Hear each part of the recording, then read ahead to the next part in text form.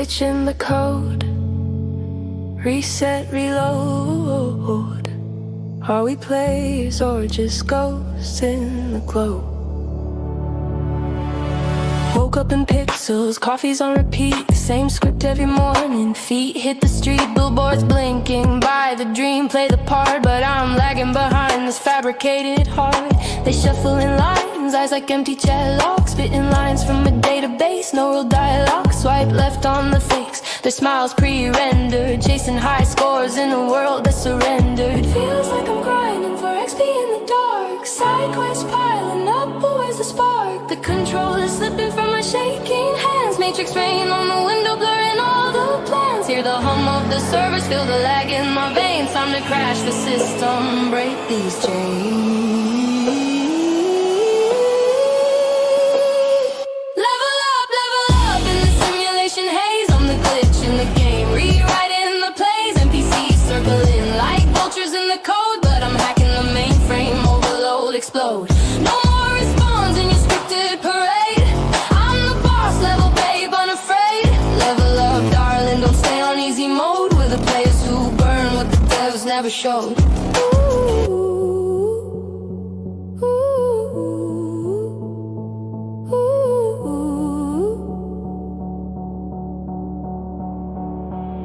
They crowd the lobby, avatars and designer skins, whispering gossip like corrupted pins. You're too glitchy, they say, with their filter-fed grins, but I'm dodging their arrows, collecting my wins. Her against the horde, one life, no saves. Fistful of firewalls, digging my own grave, just to unearth the truth in this pixelated cage, where love's just a loot drop, rage is the wage. I pause the feed, stare at my reflections crack.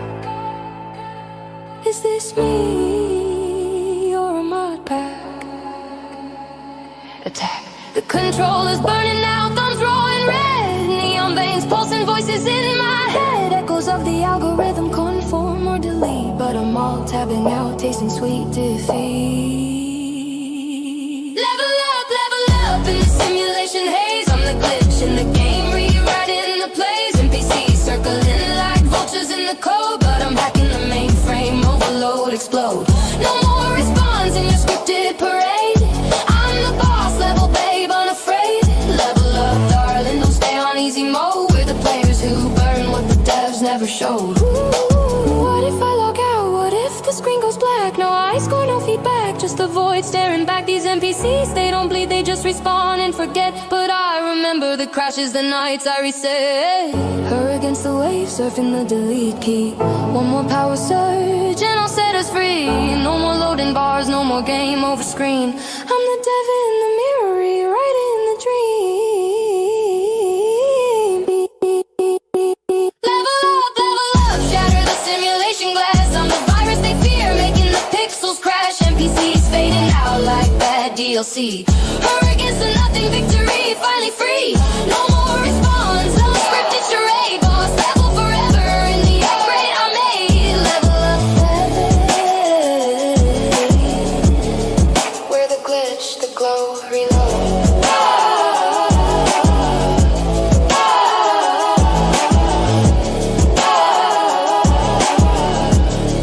We're the glitch, the glow, reload.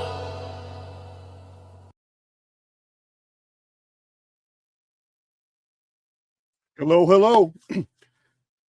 It's been a while, but he's been here many times before. You guys already know Logan of Decode Your Reality is backstage right now, here to do a presentation. I think we're going to be discussing Enoch, Prometheus. He has a lot to share with us. I'm not quite sure what directions we're going, but I'm always up for the journey. I'll save any announcements I have for the very end, because I am not going to allow our guest to sit back there all by himself. I'm gonna bring him on in. How you doing, Logan? What's up, man? I'm great, man. I'm great. Nice to be here. Yeah, man. Chat's on fire. Chat is on fire. Awesome. Thanks for having me again, man. Yeah. What you been doing lately?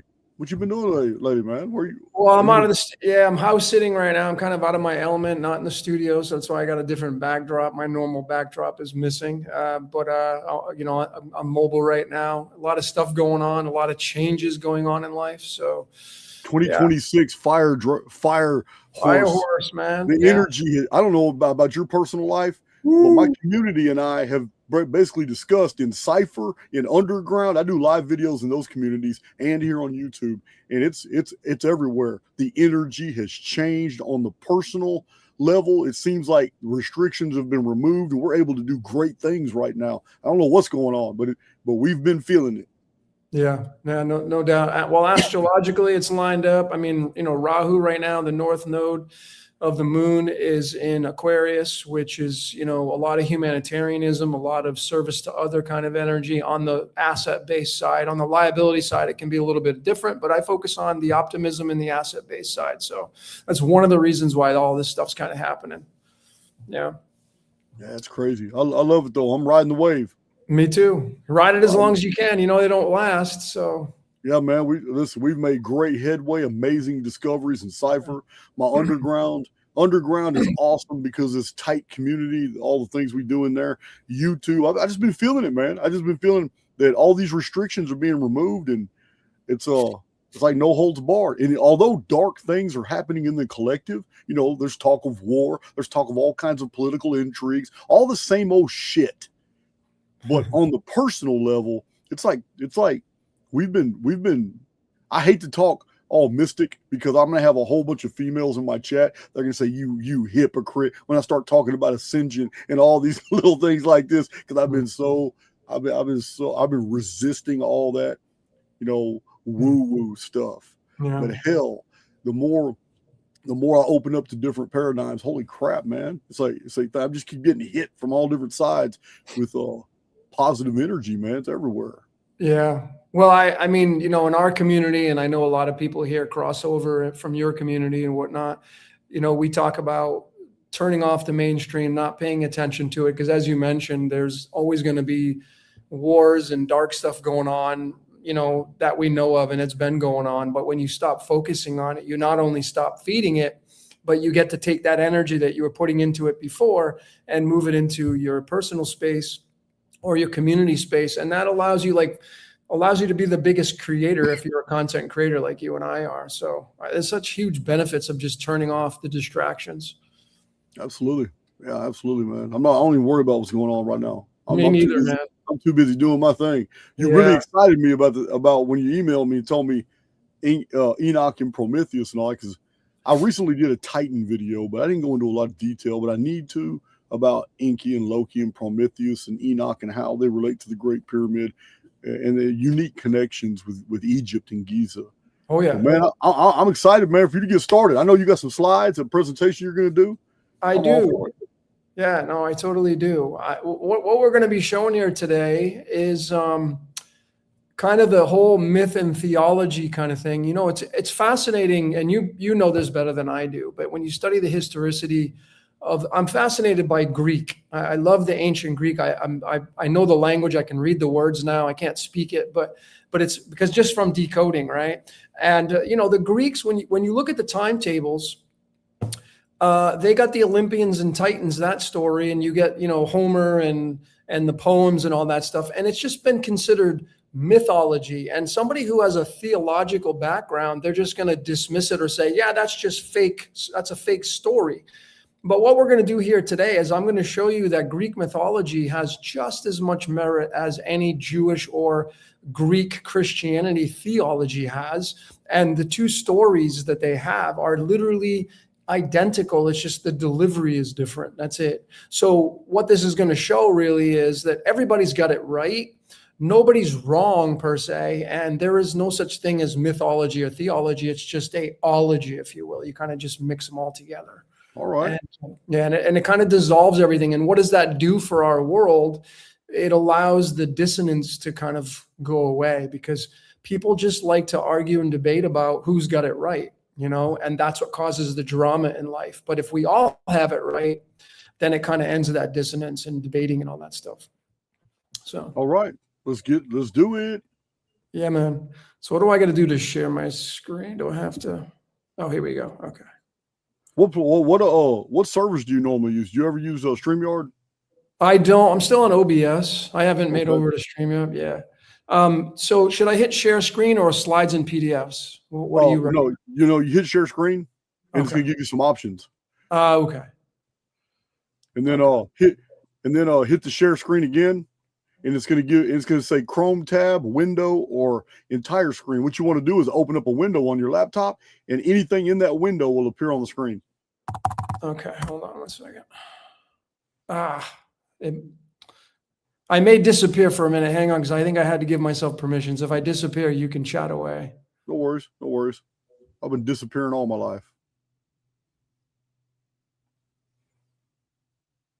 He'll come back in. Yeah, man, I might do me a future video on Prometheus, Enoch, Enki, and Loki all being the exact same individual. It's crazy, all the parallels between them all. I don't know why I haven't done it already. He'll be back in a minute. So you guys like that intro song? ASM Future. I give him the idea about the lyrics. All the visuals are me. Every song, all visuals are provided by me. And I provide him ideas on the lyrics, but the music is his. The music is his.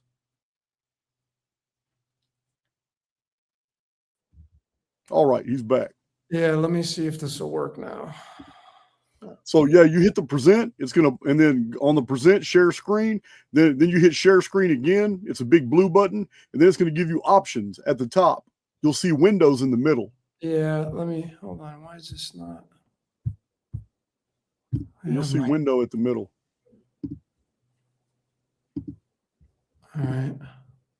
Oh, window. Oh, here we go. Window. Okay. Yeah, and as long as you have a window open on your laptop, where whatever documents or slides you want to show, it'll give you that option under window. To tap on. Let me see if this will. There it is. Yeah, I see it. You guys see my screen? Yeah. Okay. Let me just get my cursor.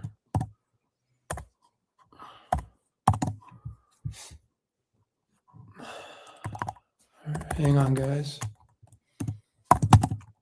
Yeah, I couldn't deal with the OBS. It was too complicated for me. StreamYard was perfect. Yeah. StreamYard's like streaming for dummies. Oh yeah, you like it a lot better, huh? Hell yeah, I can do everything easy. Hell, I just got off of StreamYard, but that was private. Just me and a couple other people just talking, and it wasn't broadcast anywhere. StreamYard allows you to use it like Zoom, like have a private chat with somebody face to face. Why is this not pulling up? Oh, here we go. Okay. All right. We ready to go? You guys can see? We see what's on the screen. Okay, cool. All right. So I called this Fire in the Garden, the Promethean Genesis. Wait a minute. What are you seeing on the screen? Me? Yeah. I just see my screen. Can you guys see this? Okay. All we see is the screen and system auto recording that's on your laptop. Okay. Hold on 1 second. Why is you gotta click on the window of whatever you're trying to show. Okay, hold on. Sorry about that.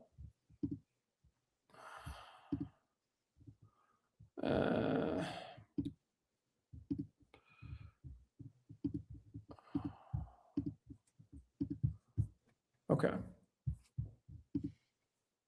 Well, we got Spring, Texas in the chat. That's pretty close. Can we see the screen now? Yeah, absolutely. You see the Fire in the Garden? Yep. Okay, cool. Looks good. Awesome. And hey, feel free to interject anytime you want, okay? Because I love your feedback on what you're downloading. So don't be shy.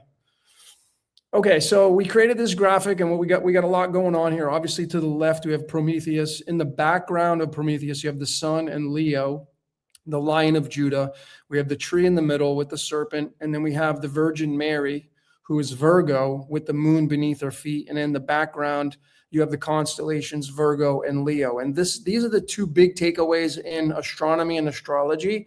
And I'm going to show you how Prometheus is tied to the Virgin, Virgo, and how Jesus the Christ is going to be tied to Leo. So we're going to show that through various models here.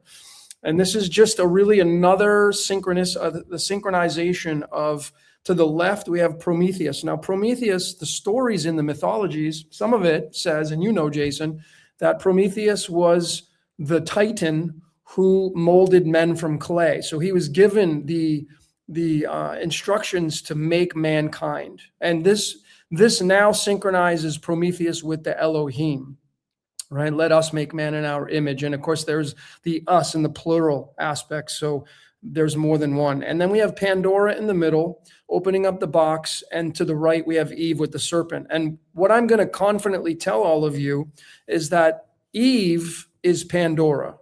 There is no doubt about it that Eve in the story of Genesis is Pandora in the Greek story. Same character, different delivery. The serpent is Prometheus, and I'm going to show you that, which is Mercury, and you're going to see that. So kind of a fun way to look at it is we have the lineup at the top. We have Prometheus hanging out with Hermes or Mercury, and then we're going to bring in the Sumerian with Enki. I feel Enki is more than likely Prometheus, and that ties into Mercury in the Greek. There's no doubt. Enki is also represented as a serpent, but a benign serpent. Benign, yeah. And then you have Thoth, who is the scribe, the knowledge. That to me is going to be Mercury and Prometheus in the Egyptian. And then in the background there, we have the mighty Zeus, the king of the gods. And, you know, Zeus and Mercury, they're like best buddies. Same with Zeus and Prometheus. They're best buddies. And we know that Prometheus was penalized for giving knowledge to humans, which is what the serpent was penalized for. So there's no doubt that Prometheus is the serpent in the garden. That is without a shadow of a doubt anymore. And Zeus, of course, being the one to penalize them, which I would assume would be the Yod-Heh-Vah-Heh. Okay, but that's... So in the Gnosis, we have the serpent as the benefactor. You know that, right? Yes. So yeah, that does line up with Prometheus being Enki, both of them represented by a serpent, both of them being benefactors. But in the Sumerian version, Enki also forged mankind using clay and the blood of the Anunnaki. Yep, exactly. Great points. So down at the bottom, we have Adam, the first man, who is absolutely Epimetheus, who's Prometheus's brother. And Epimetheus was given Pandora kind of as his woman, and that's Eve. So Adam and Eve is Epimetheus and Pandora in the Greek. And Prometheus, of course, in the story tells his brother, hey, don't hang out with Pandora, don't be hanging out with her. And Pandora is the first woman that is created in the Greek pantheon. So that most definitely is Eve. So Adam and Eve is Epimetheus, which means afterthought, who is kind of the fool in the story, which is what Adam was, because he just willingly took the fruit in the story of Genesis, right? So we have some easy synchronizations here. So we're going to start here. I'm going to end with this, but this is kind of my final answer, that we live in a world that's a Ponzi scheme. And these cultures, Sumerian, we're going to show the Greek, Jewish, Roman, they're all kind of in bed together. And it's the same story told in a different way. And the question here, the comment is, if all cultures are preserving the same origin event, then no single tradition can claim exclusive access to the divine. Myth becomes theology, and theology becomes myth, right? So we can shatter these walls and remove them. This is the age of Aquarius. This is what this is all about. So let's first start talking about the Genesis curse. We're going to go right to the Hebrew and what this means. And you go to Genesis 3, verses 14. Remember in the numbers, those of you that are number people, that's pi. And that's because pi is the circle, and the circle is the round table, which is the zodiac wheel, which is the samsara wheel. Okay. And this is where the serpent. Man, what a mind, man. 3.14 is pi. It is pi. It's in reference to the serpent here. And in all the alchemical texts, the serpent is Erebos. It's in a circle. Circle. It's the snake eating its own tail. Only you would find something like that, man. Well, yeah, it's not me doing it. But anyway, this is the Yahweh saying to the serpent, you're going to be cursed, which is the nation of Israel, and you're going to eat dust for the rest of your life. And the serpent that is below the ecliptic is Hydra. And Hydra is the serpent, and it literally encompasses Cancer, Leo, and Virgo. And these are ruled by the moon, the sun, and Mercury.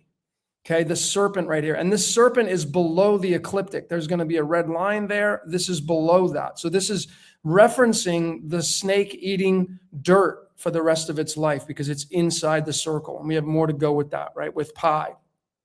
So then the scripture goes on to say in verse 15 that I'm going to put enmity, which means hostility, between you and the woman.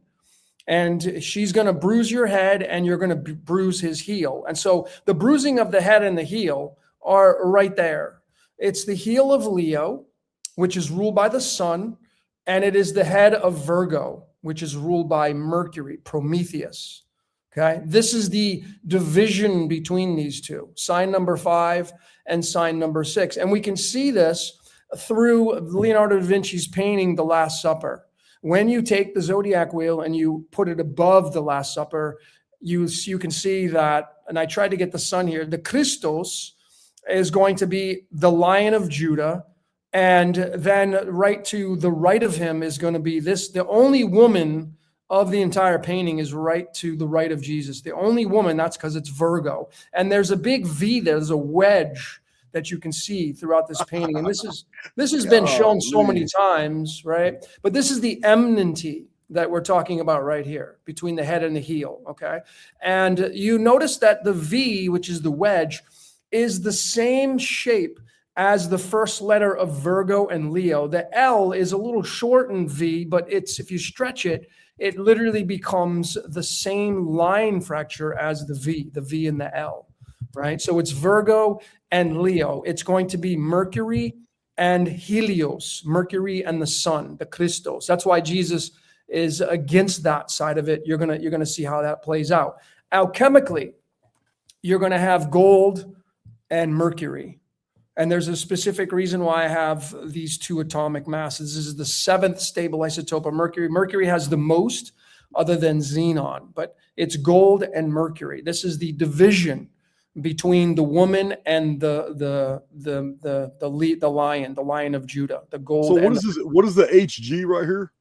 That's hydrogyrum. That's the Greek or Latin spelling for Mercury. And so gold this is Mercury, and Mercury is represented by the number 204 on the element table. Well, Mercury has a stable isotope of Mercury. Mercury has 7 stable isotopes. Its average is 200. It also has 201. So a lot of people have been throwing out this Jesuit bullshit about the 201. Yeah, it's Mercury. Okay. All right. So what's the 204 come from? Well, the 204 is the last stable isotope of Mercury.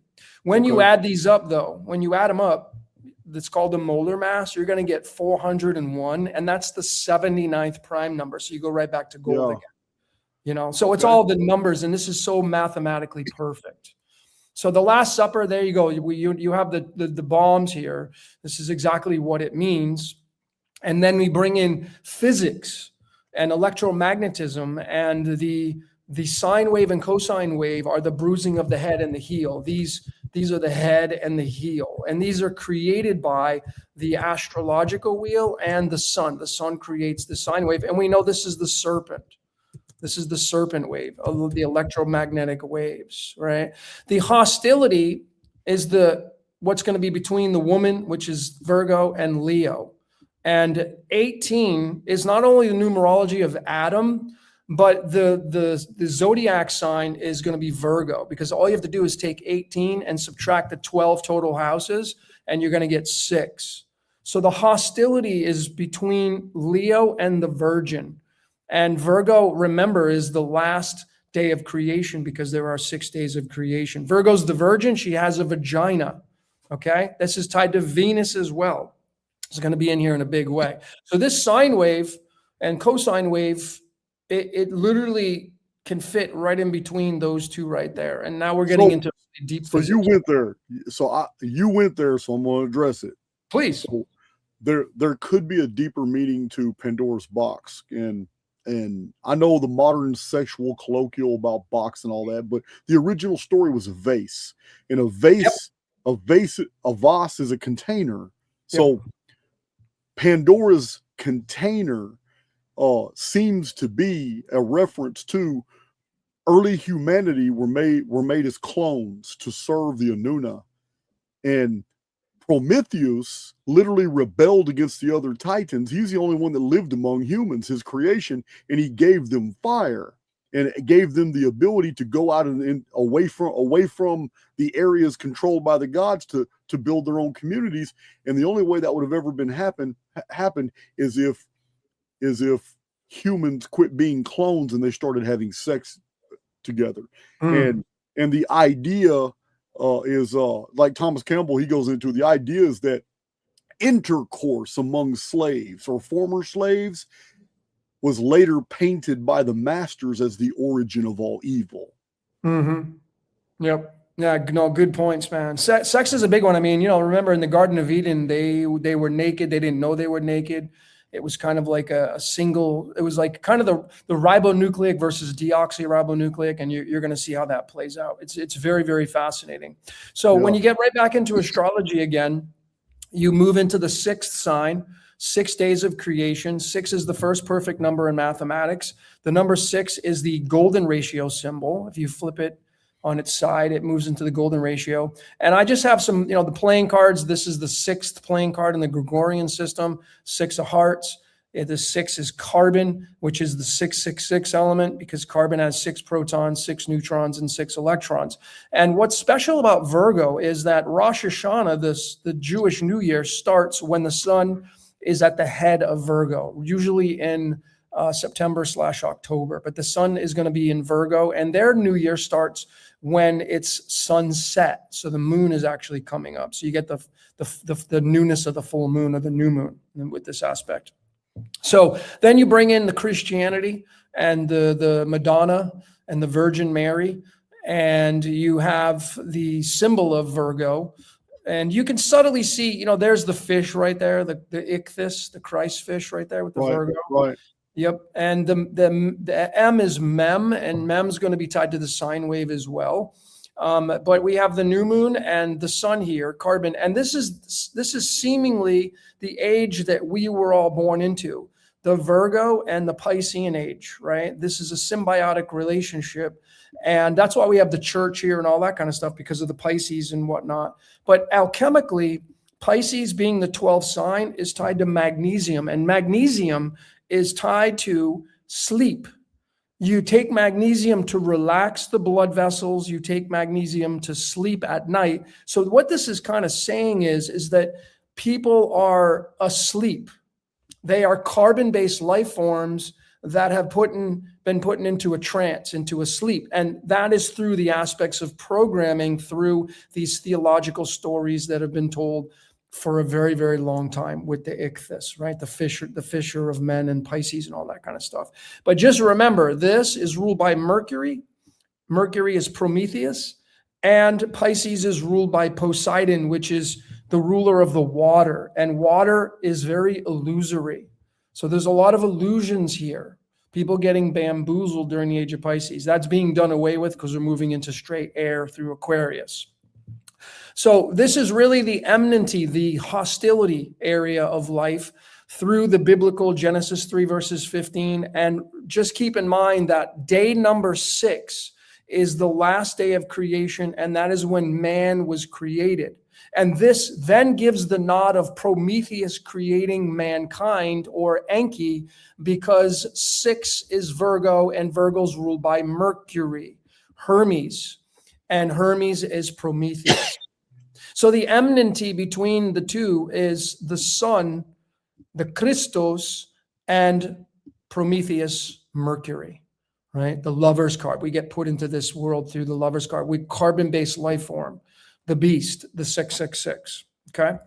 So let's get into the next topic now, the mother serpent. And this is where we get into this huge transitional point. Jason, you know this one, the story of Guadalupe in Mexico City. This was a pivotal moment in history for religion, especially Catholicism, because of the fact that this converted so many people during this time in the year 1531, it is said. And it was done by conquest, because they tried to do it nice, but people weren't converting because they were still worshiping the Aztec mother here, which was the serpent. It's all based on the serpent aspect. If you Google the name of it, you're going to get all these serpent references, right? So this is what they were worshiping, but then they were pushed with this story of Diego and the Virgin Mary. And this is obviously the massive amount of worship that goes on in Catholicism, Christianity, the Virgin Mary, the mother, and all that kind of stuff. But what does this really mean? Well, it's tied to Prometheus for sure, but the serpent always has to shine through here, which, remember, it's tied to the sine and cosine wave, okay? So it moves into the Madonna. The Madonna is the most revered in theology, in Christianity. This is what it's all about, having the son, the child. You can even get into Isis and Osiris and the ancient Egyptian models as well, Sirius, all that stuff kind of plays into it as well. But this was the moment for a lot of conversions of people that were still worshiping the Aztec mother and moving it into the Virgin Mary. This Guadalupe that you have right here, there is a baby right there between her feet. Yep. Bringing forth the man child. Yep. So the this is a very ancient belief. It goes. It was politicized by Queen Semiramis of Babylon. What we have recorded in Genesis talking about in his seed, and she will bring forth the seed, and there will be enmity between her seed and the serpent and all that. This is the origin of what all those pictures you just showed. The goddess holding the baby, the goddess holding the man child. Yep. All this right here. The Holy Mother, and then Mary holding baby Jesus. Every bit of this is the origin is from that very old belief that a divine female was going to bring forth the seed, and the seed was going to be God incarnate. And this is how the Semiramis and Nimrod religion unfolded. This is how Osiris and Isis religion unfolded. And Catholicism is just a copy of the old Egyptian faith. It absolutely is. Yes, there's just no difference. They just changed the packaging. Yep. So, but this was a big monumental moment in the year 1531 December, because this converted a lot of people, and they did it. They didn't have to do it by force anymore. Whereas, because you're moving from Aries to Pisces, and Aries is war and conquest. So they tried to do that, and then they just did it like with the Piscean energy, which is more subtle, have faith, surrender, love, the emotion, talking to the right-hand side of the brain, right? So they didn't have to really go through that. But here's kind of the big truth bomb with astronomy. And now if you've never seen this before, now this is right around the time of when Diego goes up on the mountain, has this, image put on his cloak and all that stuff. Well, this right here, the Virgin Mary is Virgo. And the date, December 13th, the 9th, the 10th, 11th, the 12th, the 13th, the moon is exactly that crescent moon that is right beneath her feet right there, right? So this is exactly matching up with the image that we see all over Catholicism and Christianity of that crescent moon, and it's right there. And this is also the symbol of Mercury. Mercury has the two horns, and you're going to see, because it's quicksilver, and the moon is known as silver. Mercury rules Virgo. Okay, so that's a big deal. I just wanted to throw this in because this is how scripted our reality is. And I've done this so many times with so many different latitude, longitudes. When you add up the coordinates of this hill, 19 and 99, you get 118, which is exactly the numerology of the word Christos in Greek, 118. And you're going to see this at the end, because this is tied to the prison as well. You're going to see this kind of stuff. But this is another big reveal. You may or may have not seen this. I presented this in one of my presentations already. I think it's called In Light of the Devil.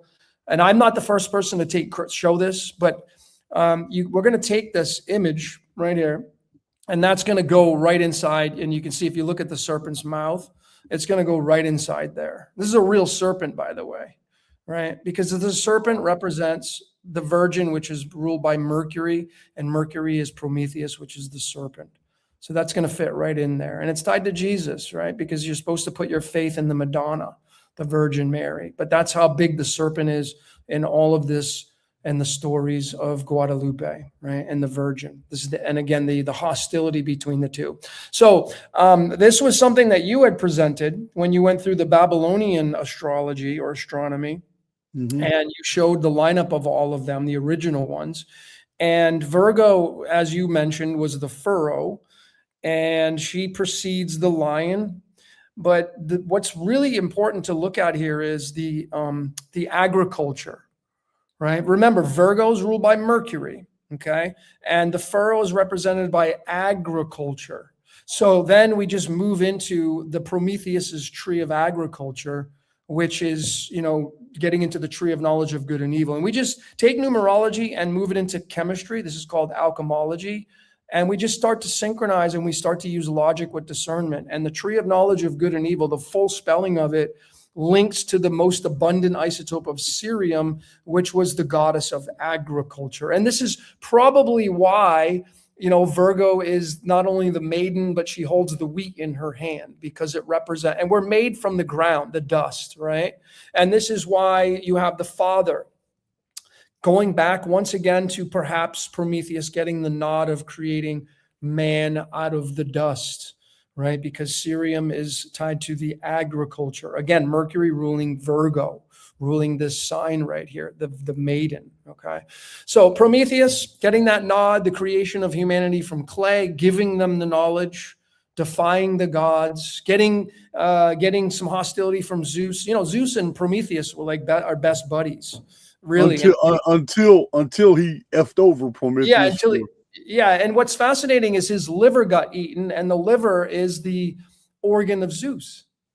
That's why his liver was eaten, because the liver is ruled by Zeus, the largest organ.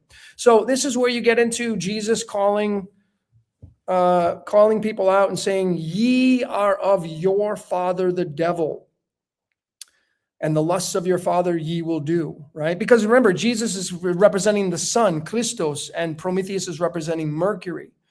So he's calling out the devil, and this is where you get the idea of Prometheus being the creator of mankind, right? The creating man in his image, or our image, which this ends up synchronizing with Enki. The original. And I don't know, do you go back anything farther than Sumeria? I mean, I don't. So that's really kind of the there isn't anything farther back. So there's nothing further back than that. But you have echoes of something previous, which we know of as the Ubaid culture, but there is nothing written about the Ubaid. We only have figurines, terraform, and they're reptilian. The figurines of the Ubaid show reptilian humanoids.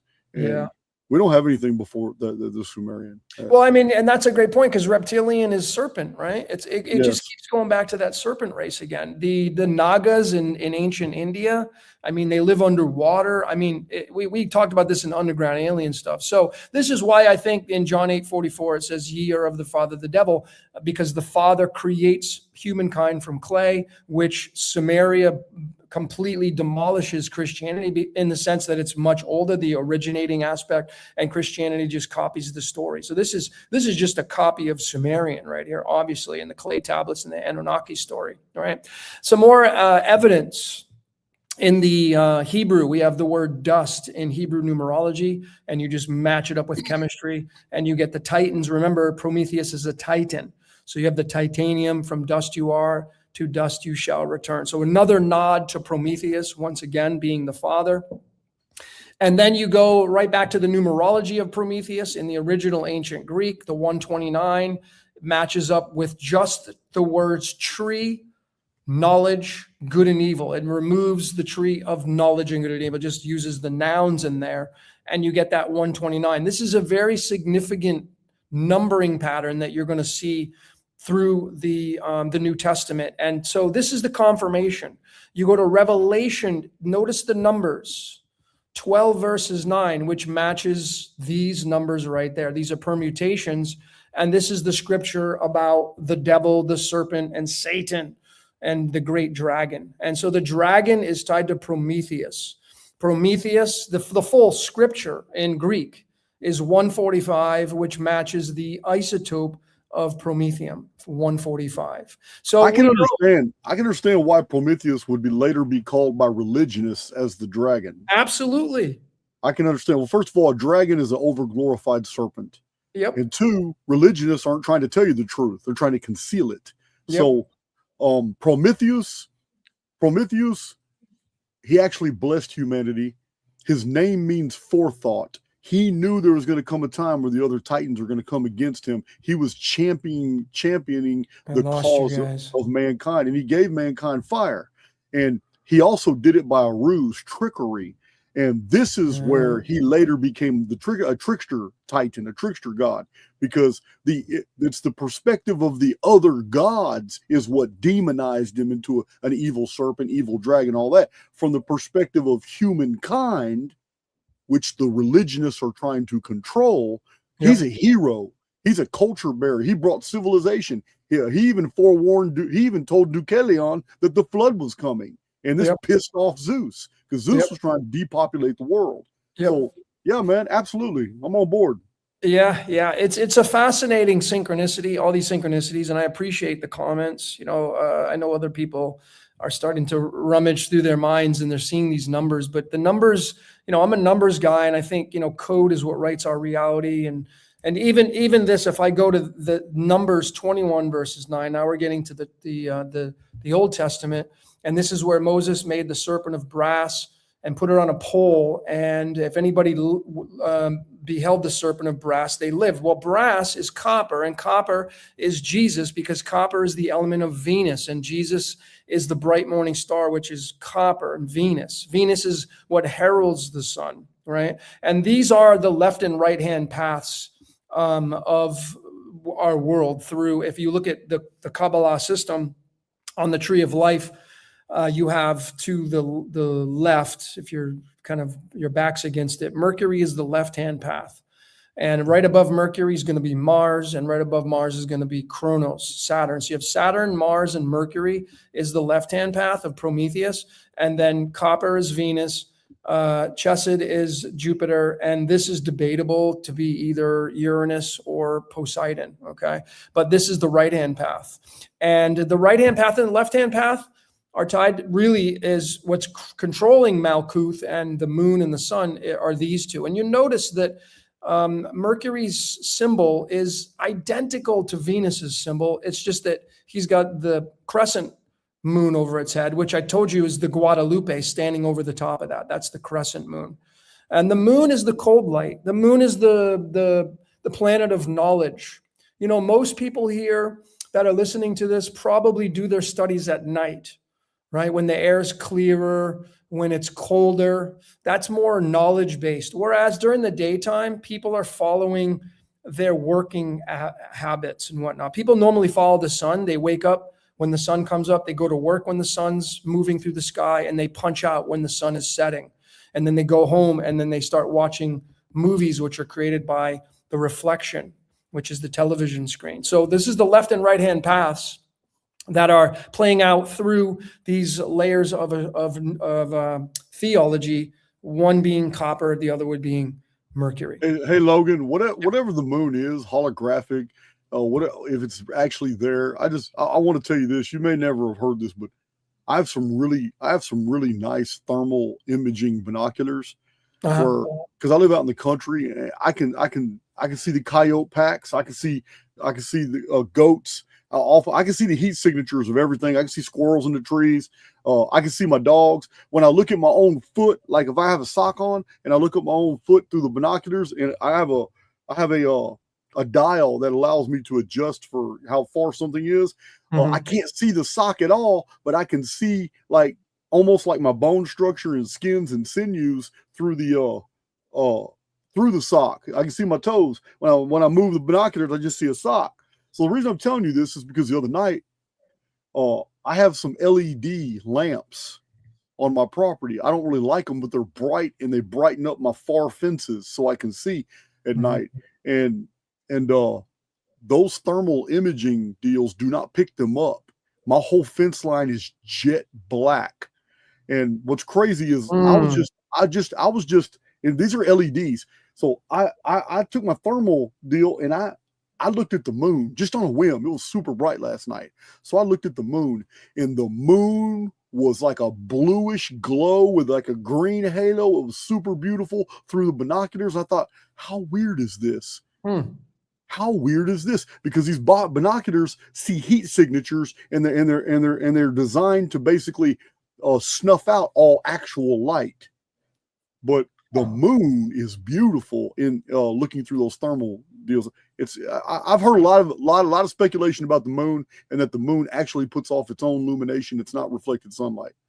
Yeah, you know, I challenge that, because when you have a moon that's like half and half, it literally, the line is so directly across that it's, I mean, the reason why it's like this is because the sun is pushing off, and you have this. Oh yeah, I've discussed that on my channel too. The moon, the faces of the moon. Yeah, man, it's so hard, especially with the 50-50, when it's like literally someone's putting something over it, to flat something over it, and it's so hard. So I don't know. I mean, no one knows what the moon is, really, you know, but it's a fascinating thing in the sky.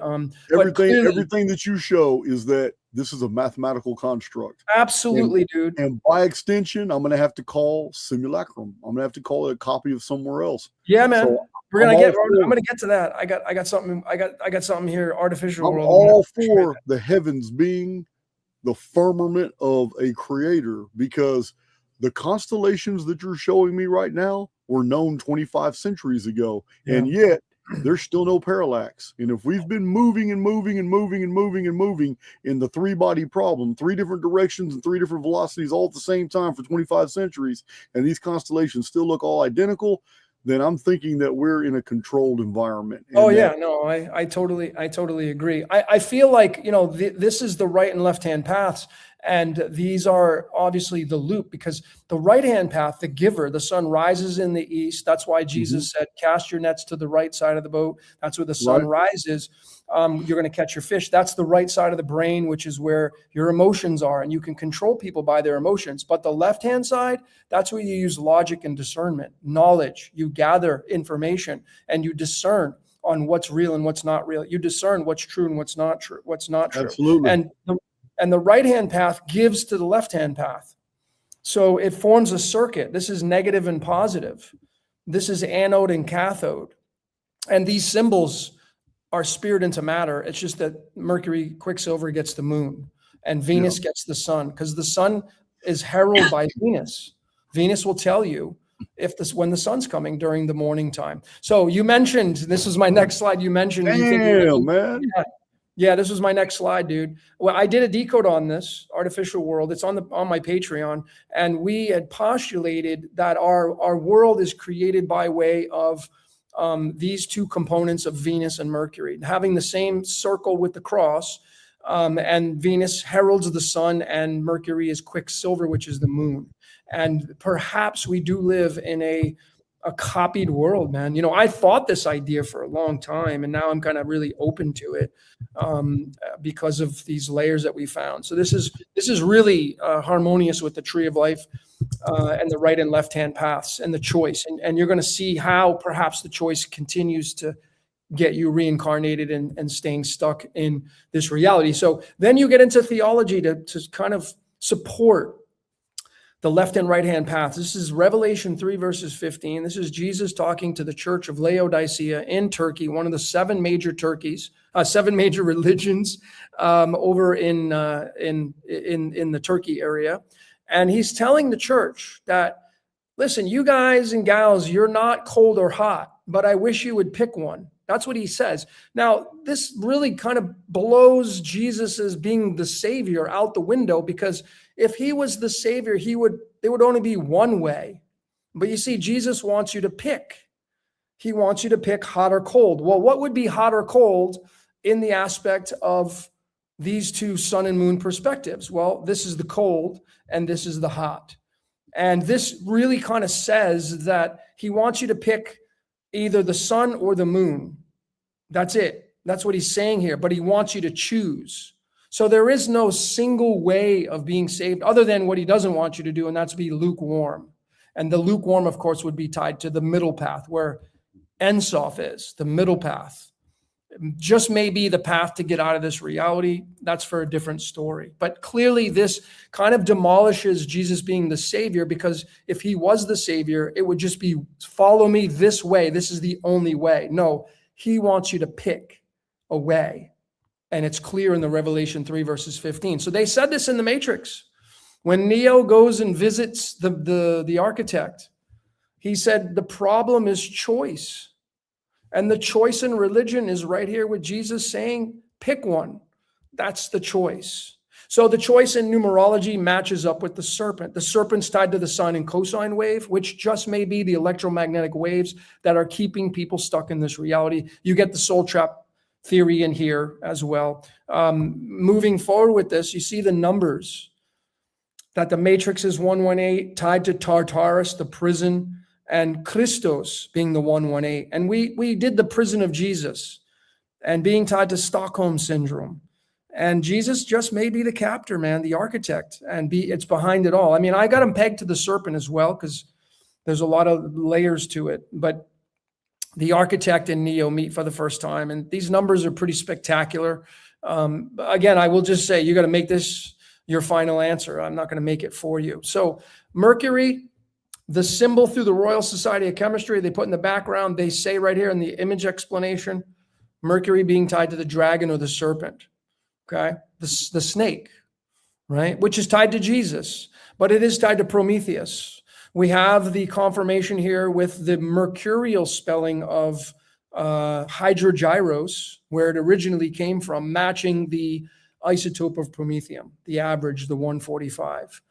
Remember, Mercury being tied to Virgo, Virgo being the hostility between the lion, and the lion's ruled by the sun, and Mercury is Prometheus, and Prometheus steals the fire, which is the sun. He steals from Leo, and he gives it to the humans, which are tied to Virgo and the last day of creation, right? We're made up under. So Prometheus to me is the serpent, which is Hermes, Mercury, and that's what spoke. And Mercury is communication. So there is no talking snake, just like there's no talking donkey. Those are ridiculous allegorical placements. But the story goes on to say this, and it shows it in a really big way. So more confirmations. We have Prometheus tied to Pandora's box in the English. Okay, Prometheus telling his brother Epimetheus, don't be messing around with Pandora, Pandora being Eve. So the next, are you guys still with me? Absolutely. Okay, cool. So the next, I'm almost finished. So the next topic, Adam and Pandora. Pandora, the first woman, right? The first woman in the Greeks. Eve being the first woman. Well, Epimetheus is the one that starts hanging out with Pandora. This is really fascinating, because this is on the Greek vase. You were mentioning the vases, the Pandora vase. Here we have Zeus, we have Mercury, which I would imagine is Prometheus, and then we have Epimetheus, and then we have Pandora here, right? And so I kind of had a modern rendition done here. Without any question, Adam is Epimetheus, the fool, who blindly follows Eve, which offers the apple, who is Pandora.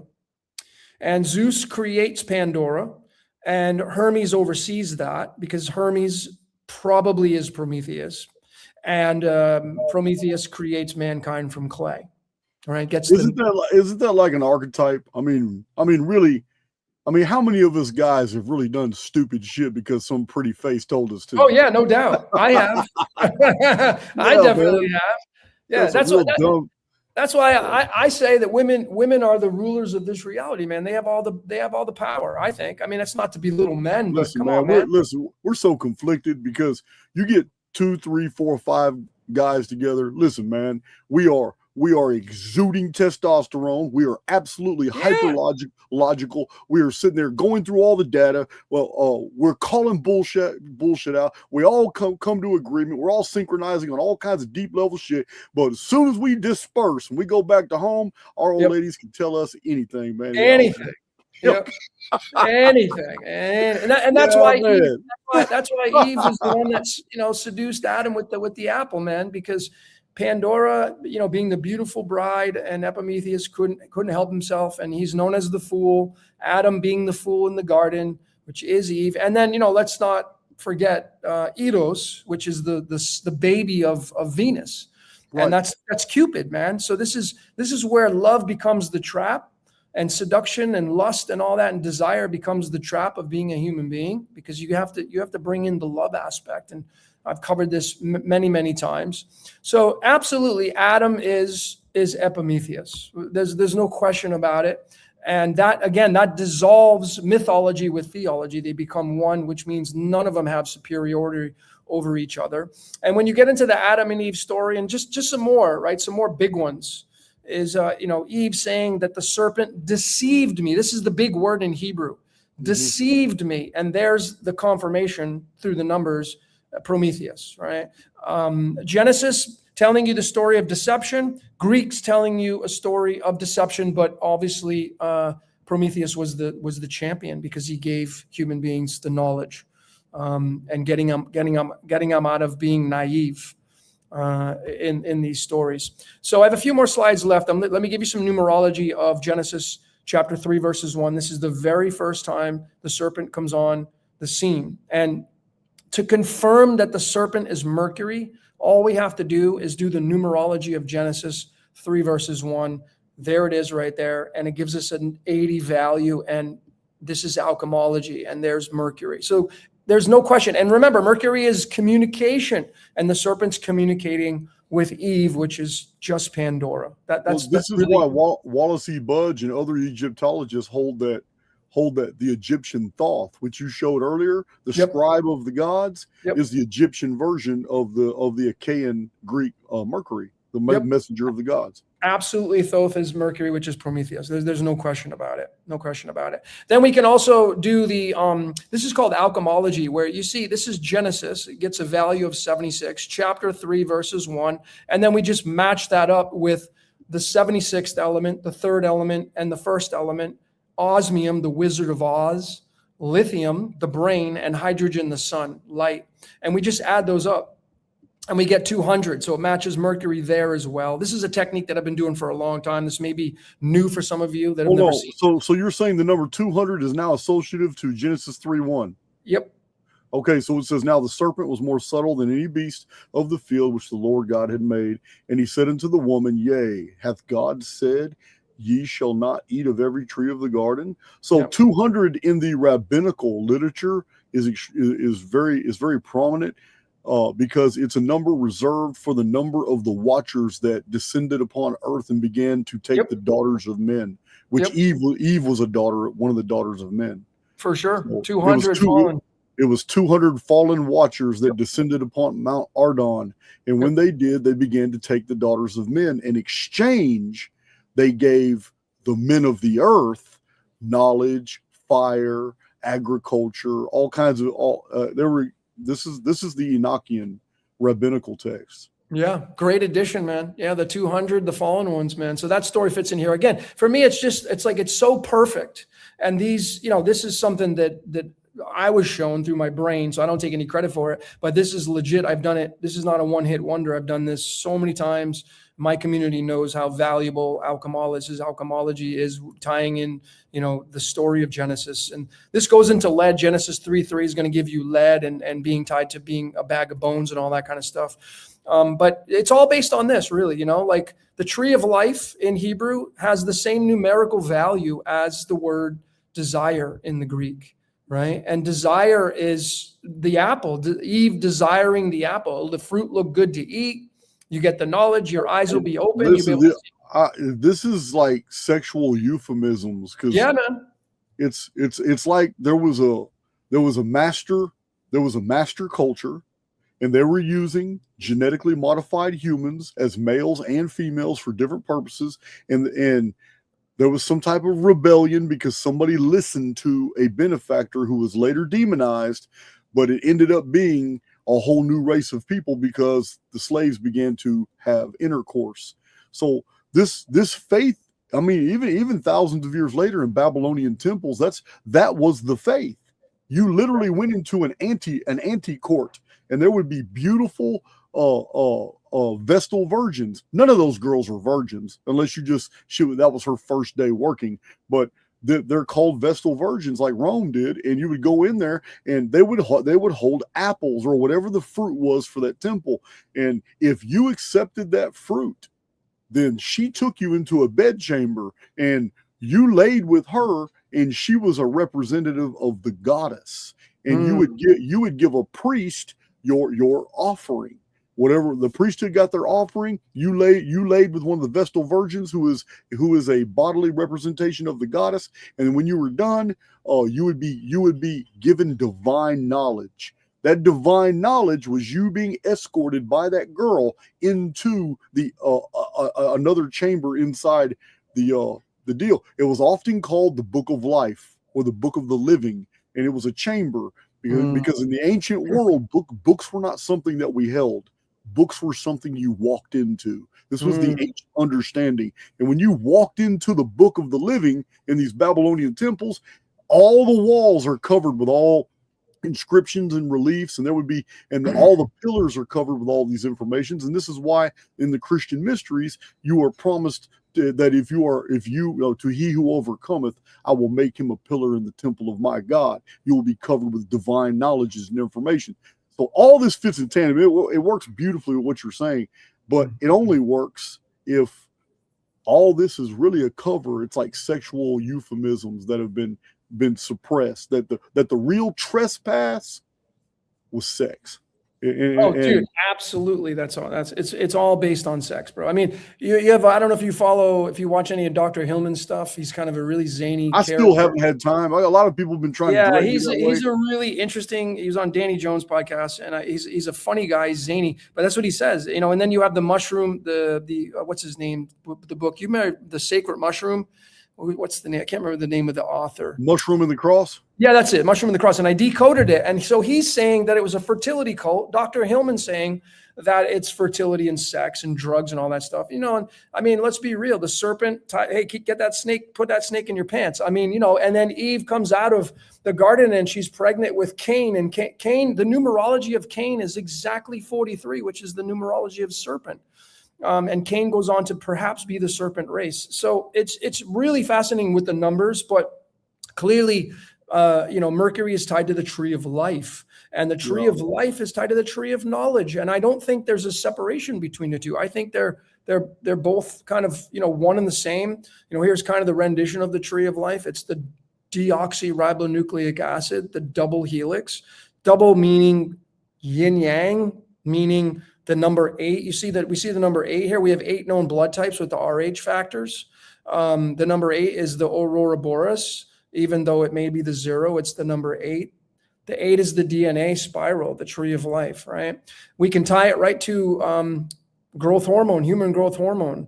We have the word serpent here, 43 from the original Hebrew. We bring in mathematics. 191 is the 43rd prime number. And 191, if you've ever used growth hormone, I have over the course of my bodybuilding career, HGH has got 191 amino acid profile to it. And growth hormone is protein synthesis, and that's what makes people grow, right? And we can easily go and look and confirm with this slide right here. Deoxyribonucleic acid gives us that 201 value, and that's Mercury. Mercury has 7 stable isotopes. 201 is another one of its stable isotopes. And this is really the big one. This, Manly P. Hall, if you go and study Secret Teachings of All Ages, he'll tell you that the numbers of Lucifer are 741. And it says, this number is very elusive. It's kind of hidden. No one talks about it. Well, Prometheum 147 is tied to Lucifer, and Lucifer is known as the light bringer. And the light is tied to the sun, and the light is tied to the serpent. And remember, Ra has a serpent over the sun disk on its head as well. Wait a minute. So, didn't Jacob, who was later named Israel, live for 147 years? I don't know. Is that how long it was? I'm not sure. That'd be a huge humdinger if that's the case. Listen, man. It takes one question. How old was Jacob died? How old was Jacob when he died? If it's 147, I'm going to... Jacob was 147 years old when he died in Egypt, according to the biblical text. He's 147 years old. After his death, see? Yeah, so let me tell you something, man. The word Jacob in Hebrew numerology is 47. It's the same numerology as the word cursed. Cursed is 47 in numerology. The 47 is right there. It just says the 147. So the nation of Israel and Jacob, now we have strong ties. Thank you for sharing that. That's pretty badass. But that's tied to this is the prison.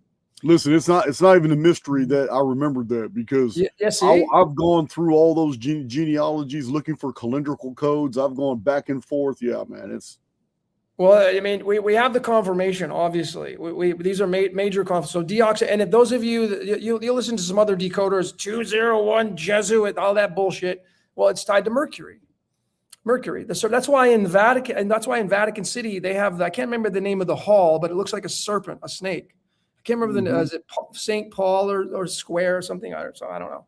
But it's a serpent, right? Tied to Catholicism. The Pope sits in room 201, or at least not Pope Leo, but the former Pope. He was his room was in room 201. It's tied to Mercury, the messenger, Prometheus, right? So this is very fascinating. I think this is I have a couple slides left. This is super interesting. I've shown this before, but if you take the doubling aspects of nature, 1 + 1 is 2, 2 + 2 is 4, 4 + 4 is 8, 8 + 8 is 16, 1 + 6 is 7. 16 + 16 is 32, 3 + 2 is 5, and 32 + 32 is 64, 6 + 4 is 1. So you literally have the DNA spiral in the left-hand path tied to the middle path. This is tied to our DNA, man. And this is the numbering pattern that is pronounced through the calculator and the dial pad of our phone that we use each and every day. So the deoxyribonucleic is tied to the left-hand path. See the numbers of Lucifer right there? Left-hand path. Listen, I see it. It's amazing, and there's two takeaways here. One, this is all very demonstrative that we are in some type of holographic simulated reality. Yep. And agreed. two, you are officially a nerd. To have come up with all this shit and been seeing all this, listen, man, you might be cool, you might look cool, but dude, you are just epic nerd status, man. Yeah. Putting all this shit together. Yeah, man. Thank you. Yeah, I guess maybe I'll start going by that. Jason called me a nerd. I guess I am. So we have the deoxyribonucleic. Now we have the messenger of the deoxy is the ribonucleic, right? The ribonucleic acid is 128. Alchemically, that's xenon. Xenon has 7 stable isotopes, just like Mercury does. The only 2 elements that have 7 stable isotopes.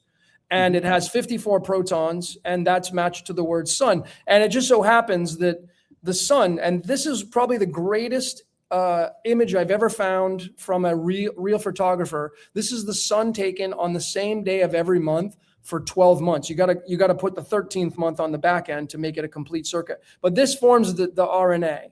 So literally the messenger, the RNA to the DNA, to make the DNA grow through protein synthesis, the deoxyribonucleic acid, where it gets this doubling aspect, the 1, the 2, the 4, the 5, all that stuff. You need the messenger here. And this is where you get Leo, the Christos, the sun, and the patterns of, and this is the sine wave, the serpent tied to, and that's why Ra has the serpent over its head, because it's tied to the sun, man. The messenger of the DNA is the sun. We rely on the sun in so many ways. And xenon is called the stranger. There's someone in my head, but it's not me, the stranger. It most definitely could be tied to the sun. Who even knows what the sun is? A lot of people think the sun is sentient. I don't know. What's your take on that? Well, you're asking me if I think the sun is sentient, if it's intelligent? Yeah, what's your take on the sun?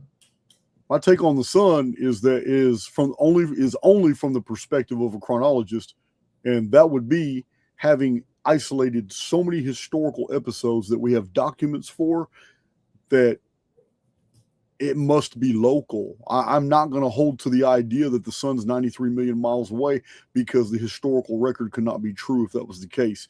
There's some very compelling things that have happened. Even 1917, what happened in 1917 with the Fatima apparition and the sun zigzagging across the sky. Yeah. And the 1800s was full of events here in North America where the sun did some really unusual shit, but it's impossible. The entire Northern Hemisphere would have saw that as well. And yet those cities were still destroyed. There were earthquakes. They literally watched the sun darken, and it'll watch the sun zigzag across the sky. I'm just, you asked me a question, so I'm answering it. Oh, To I me, appreciate to it. me, the sun is absolutely local, and the very fact that an object that is told to us to be 93 million miles away is the exact same size as a lunar body that does not actually orbit, but rolls around our world in 28 point something days, and is the exact same size of the sun 93 million miles away when it's only 238,000 miles away, is too perfect. Again, I default to simulation.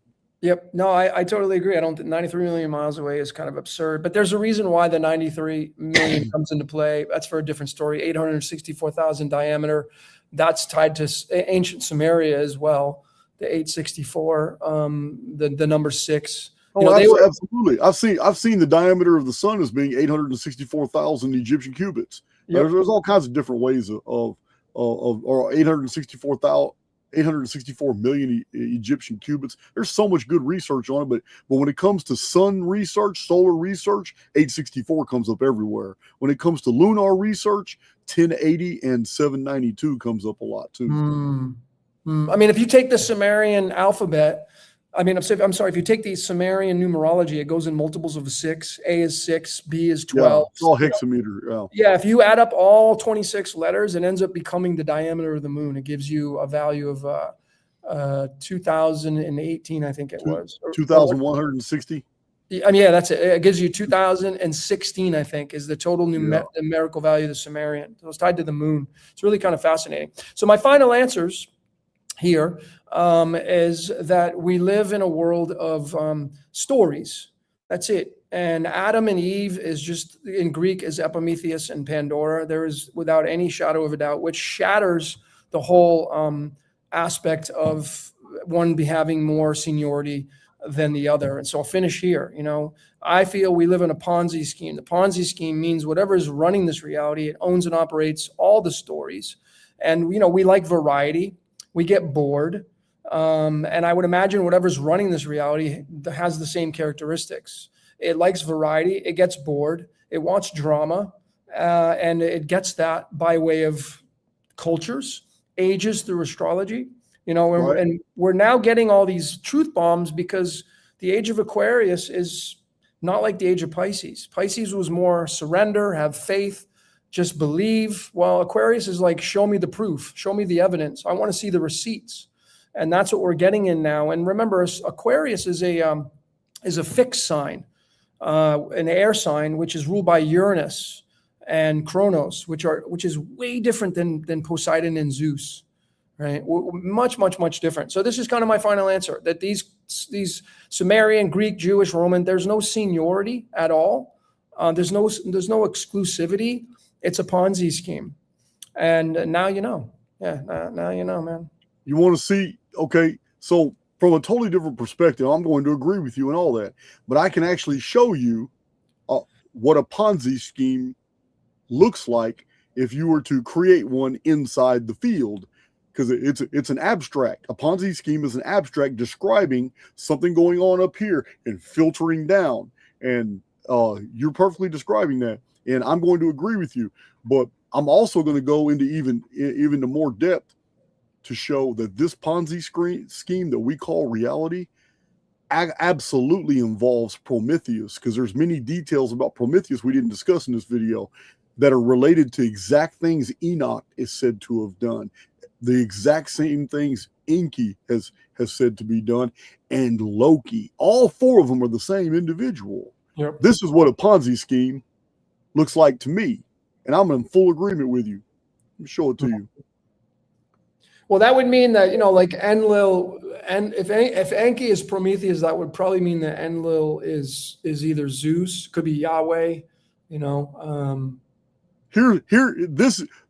pyramid is a perfect geometrical representation of a Ponzi scheme, with all the bullshit started at the top and trickling all the way down. And the four angles represent the four corners of the world. So the Ponzi scheme covers the entire world of experience. And my community knows that I can go a little bit deeper on this, talking about the actual metrics on the inside of the pyramid. literally show us the schematics of this experience. There are calendars and timelines all embedded within these rectilinear dimensions of this Ponzi scheme. And Prometheus and the traditions of Prometheus, Enki, Enoch, and Loki are all directly connected to this structure in Egypt, the Great Pyramid. I'm probably gonna have to do a video. It's a lot of data on it. Probably have to do a video on it. But yeah, I agree, man. I agree. Prometheus brought us fire, and he brought it to the middle of the world. In my very first published book, Lost Scriptures of Giza, I explained that the oldest traditions in the world were that the gods had a very secret place. That secret place was only located at the very middle of the world. And in the rabbinical literature, they said they built an altar, and the altar had 4 corners. And in ancient India, they called it the altar of Agni, and they even provided us pictures of that. And Agni was an altar of fire. But the word pyramid means fire in the middle. Yep. And Prometheus his name is forethought, meaning he knows something critical in the future. And Prometheus, his focus was humanity. None of the other Titans gave a damn about humanity. Prometheus did. And his name means forethought. So he knew there was something detrimental. And in the Greek legends, Prometheus found out. He said, "Oh shit.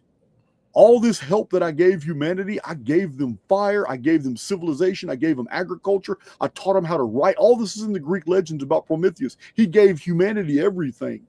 And the other Titans were like, "Why are you wasting your time?" And Prometheus couldn't figure it out until he overheard a conversation among the other Titans. And he hurried up and he rushed and he went and told Deucalion.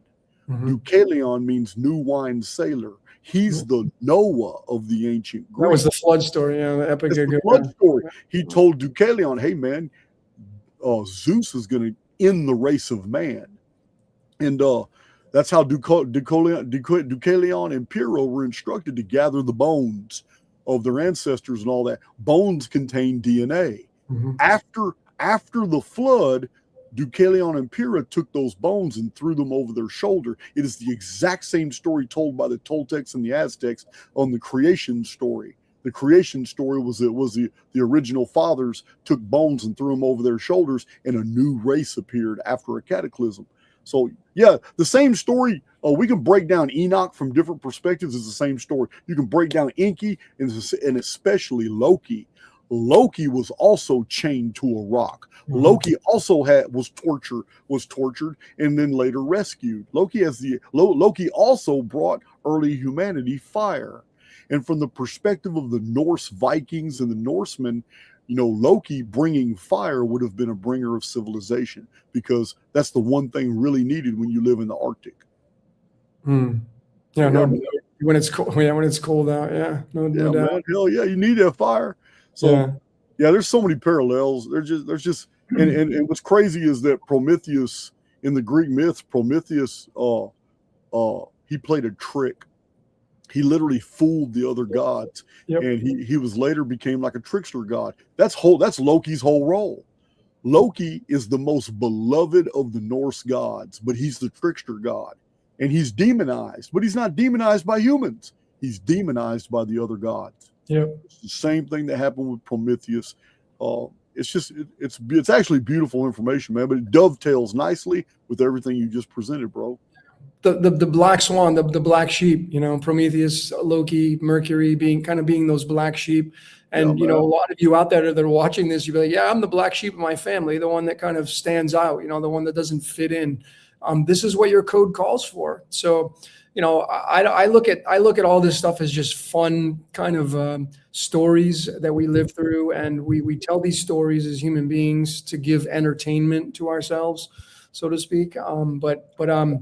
That's where you and I differ. I'll address that. That's where you and I differ. I do see them as stories, but I see them as programming, and I see that our situation right now is like a massive, incredible escape room.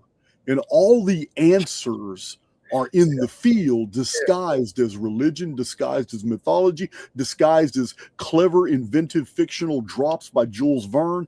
Everything is in the field, cleverly disguised for us, if you're searching, to be able to put it all together. Because, in effect, this isn't a real reality. We're in a digitally modified and beautiful escape room.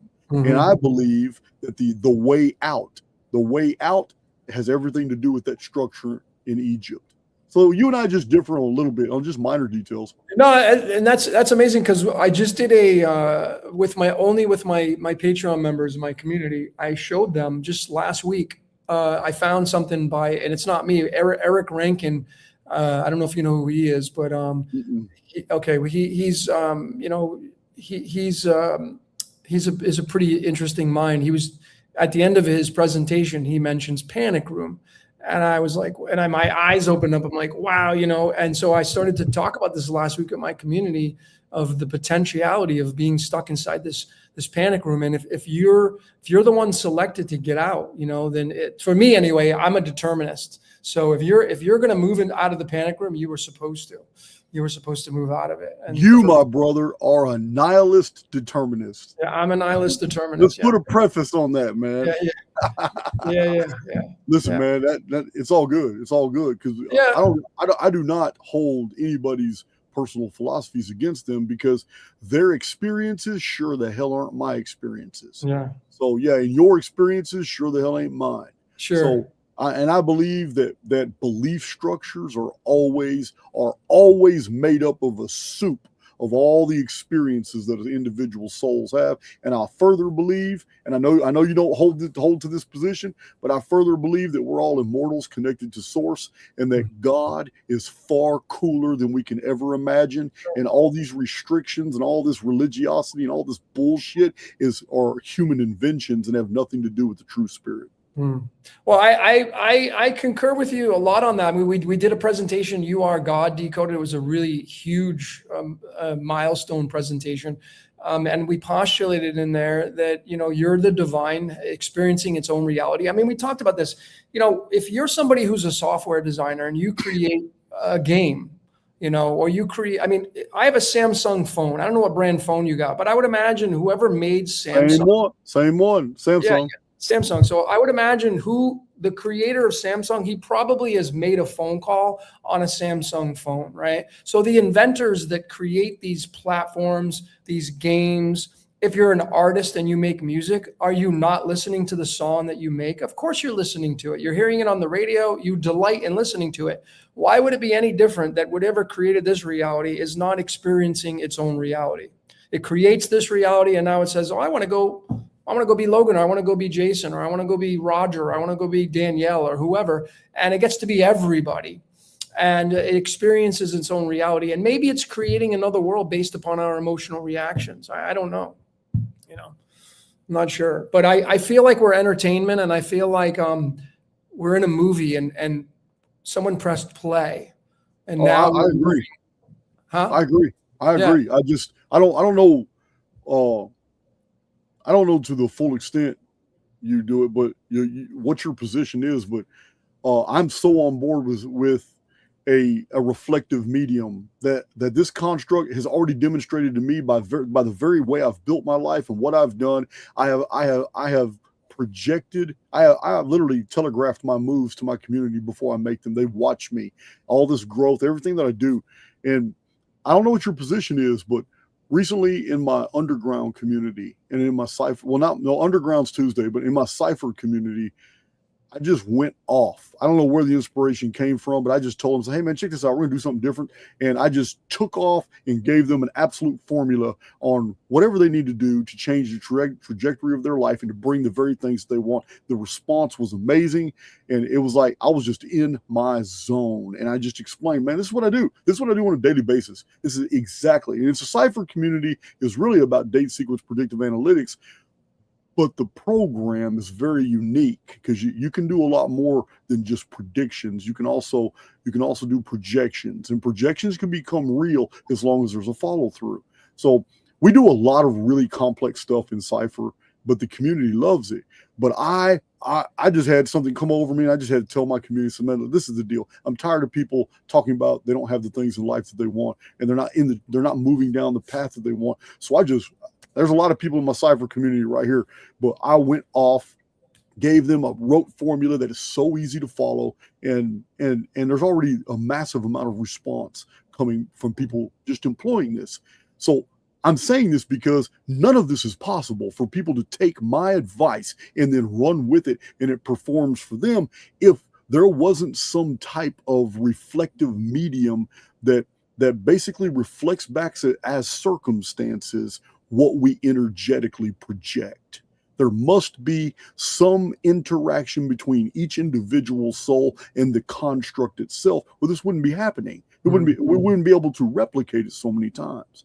So this is I would like to get you in there, man, and I would. My community is not going to buck, but if you ever want to go in the Cipher, man, we might have a backdoor link or something.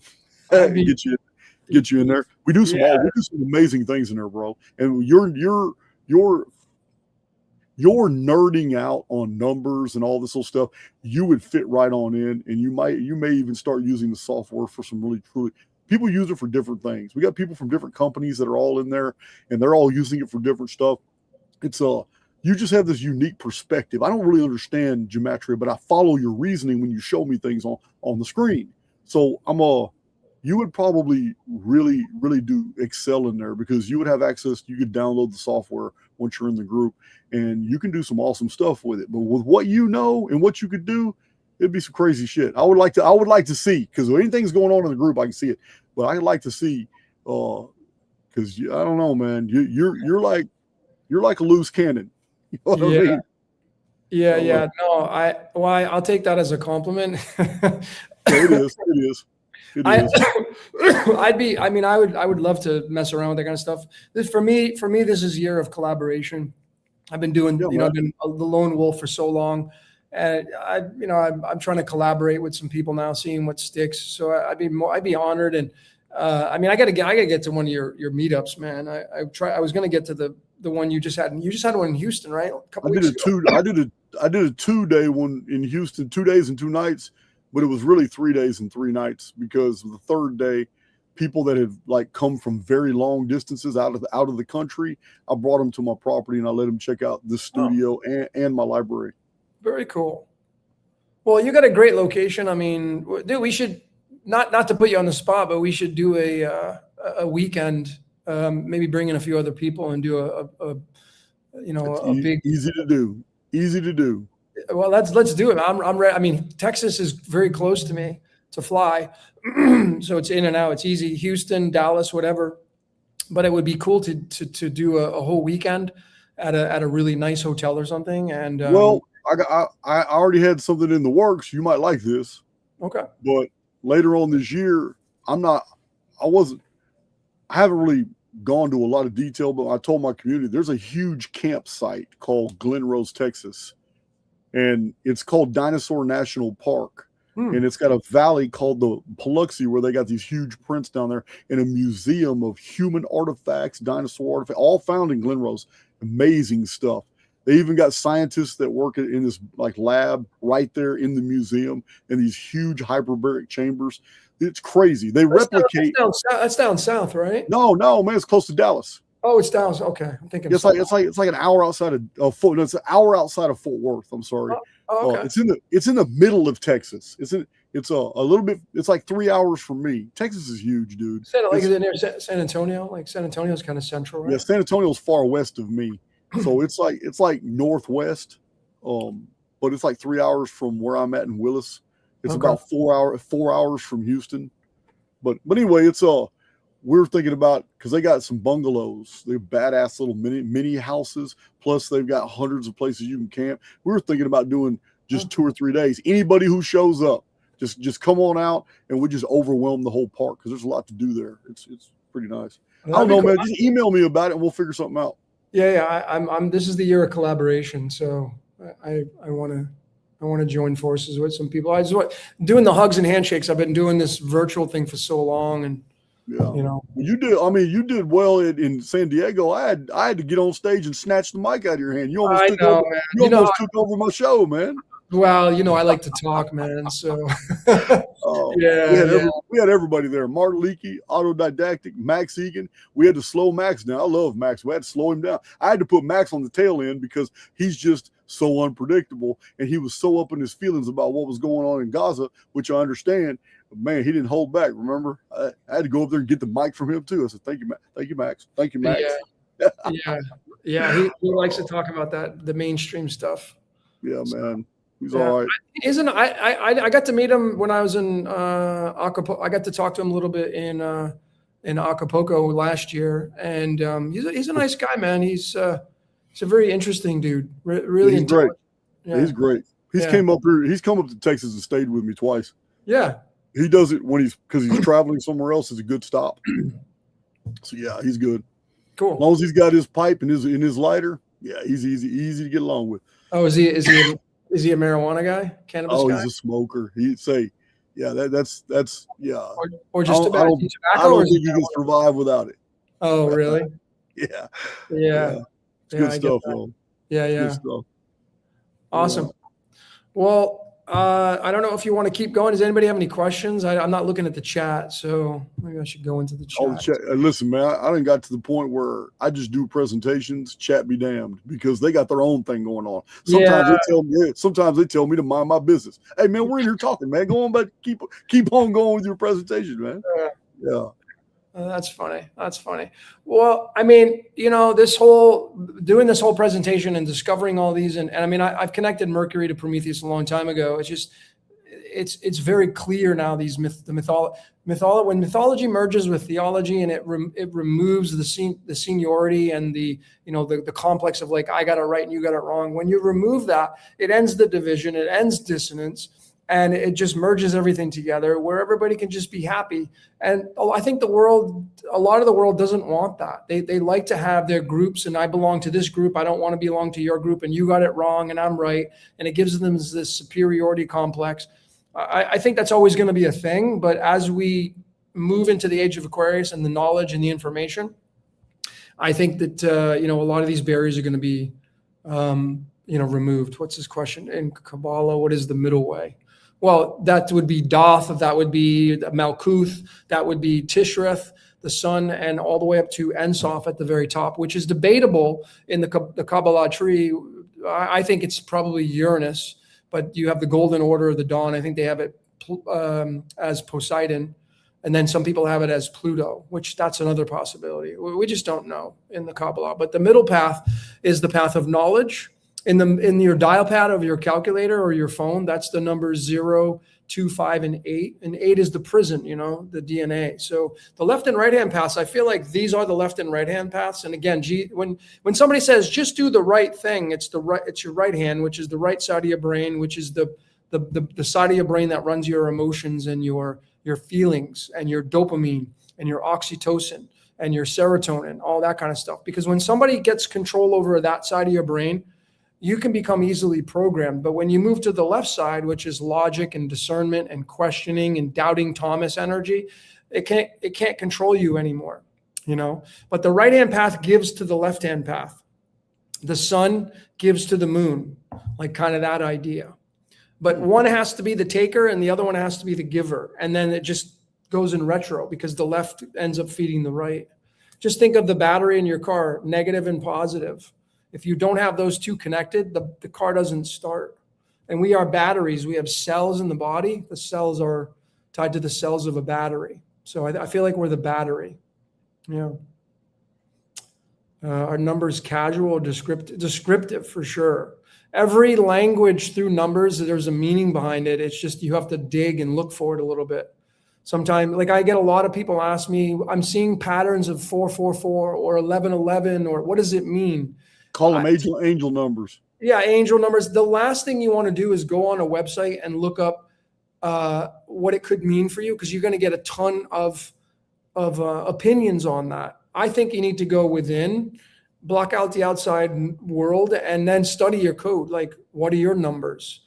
If you're interested in knowing about yourself, you got your birthday, your life paths. You have 2 life paths, Gregorian and solar, your cosmic tarot cards, your astrology, especially today, man. We talked a lot about astrology. Where's your Mercury at? Where's your Mercury located? Mercury is your thinking. Mercury is Gemini and communication. So you should know where your Mercury is in astrology, what house it's in, where it's ruling over. These are going to tell you how you think, how you narrate your life. You know, these are very important layers. I would suggest to all of you to know, and not tropical. Tropical astrology isn't accurate, okay? And that's not my opinion. What I mean, it's not accurate. What I'm saying is, when you look up tonight or last night, you said, Jason, the moon was beautiful. Last night, the moon was literally right next to Zeus last night. And Zeus is in Gemini. But if you go to tropical astrology, it's going to tell you it's in Cancer.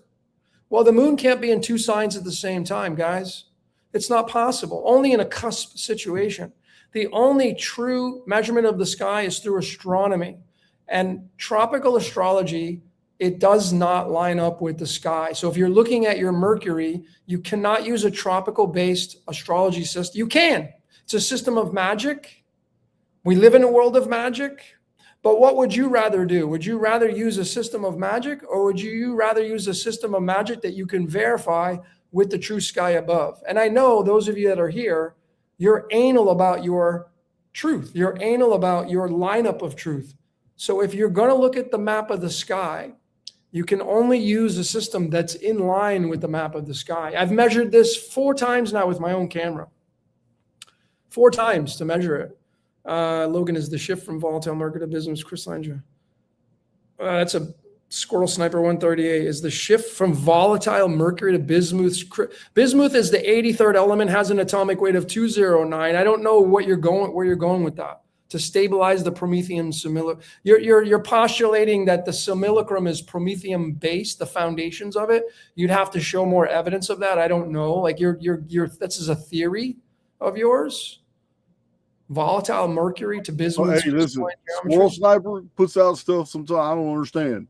Yeah. But no, he's been going through my material like something like finding code in it. Because he's got the one. Because he's. I don't know his research as well, but what I would encourage Squirrel Sniper to do is start making videos and explaining your information, because your theories, they're great. Your opinions are great, but you need evidence to back it up. If you don't have the evidence, if you can't explain the evidence, and what I mean by that is, in order for someone to understand your information, you need to be able to explain it to somebody to where they can go tell a friend, hey, this Squirrel Sniper guy, let me tell you what it's all about, where they can explain your information to a total stranger and they can understand it. Unless you can come up with that, your theories are dead in the water. I'm not saying they don't have validity, but you need to be able to present them to the world where your evidence, where you're talking to a jury. Think of it in terms of going to a court of law and talking to a jury to present your discovery. You need to convince the jury. You need to help the jury understand what your discovery is. If you can't do that, the jury's not going to rule in your favor. So there's tons of people out there in the decoding world, in the chronology world. They have this knowledge and they want to present it to the world, but you need to present it to convince a jury. Otherwise, I'm not saying it's not valid, but it's just a theory, right? And that's just how I look at it. I look at everything as a court of law, prosecution and defense and jury. And who are they going to believe? Are they going to adopt your truth? Sam Tripoli calls it hardwired mysticism. Okay. I don't know anything about Sam Tripoli. He has the Tinfoil Hat podcast. Yeah, I don't know anything about him. I do know that early on he had some guests that badmouthed me, and he doesn't really go out of his way to stop that activity. So I just, you know what? I just wrote him off. Dude, you know what, man? I was watching you and Jordan on your podcast. I got to join that and listen to that. I was kind of blown away at how many haters there are about Jordan. I really, this is why the world is, how are we going to grow if you can't get past, I don't trust somebody that I don't see. He's given bad advice. I want to address that too. I have a lot of haters as well. And you won't see them in my chat because years ago they got so toxic they got blocked. But you'll see them in the chat when I'm a guest in somebody else's channel, because that channel hasn't blocked those people. So a lot of that negativity you saw in my comment section wasn't from my community. It's just a bunch of names and handles I've never seen before. And that's what it is. That's what it is. They came to my community to vent because they can't do it over there anymore. Yeah. Well, I mean, despite that, I mean, I get it. You're filtering and you're able to remove the dirt and all that stuff. But I'm saying is like, how are we going to grow? Is that people want drama-free lives? Love is the answer, but then they're going and hating on people, and it's like you're just being a hypocrite. Like Jordan is doing his truth. I mean, you got haters, I got haters. I don't have all the answers, ladies and gentlemen. My truths, if I laid them out on a table, I can authentically tell you that some of the shit in my truth lineup, you would call an error, or the divine would be like, no, that's not it, right? That's not it. So I don't have all the answers. I have my truth, and I put disclaimers on my videos saying these are my opinions and truths.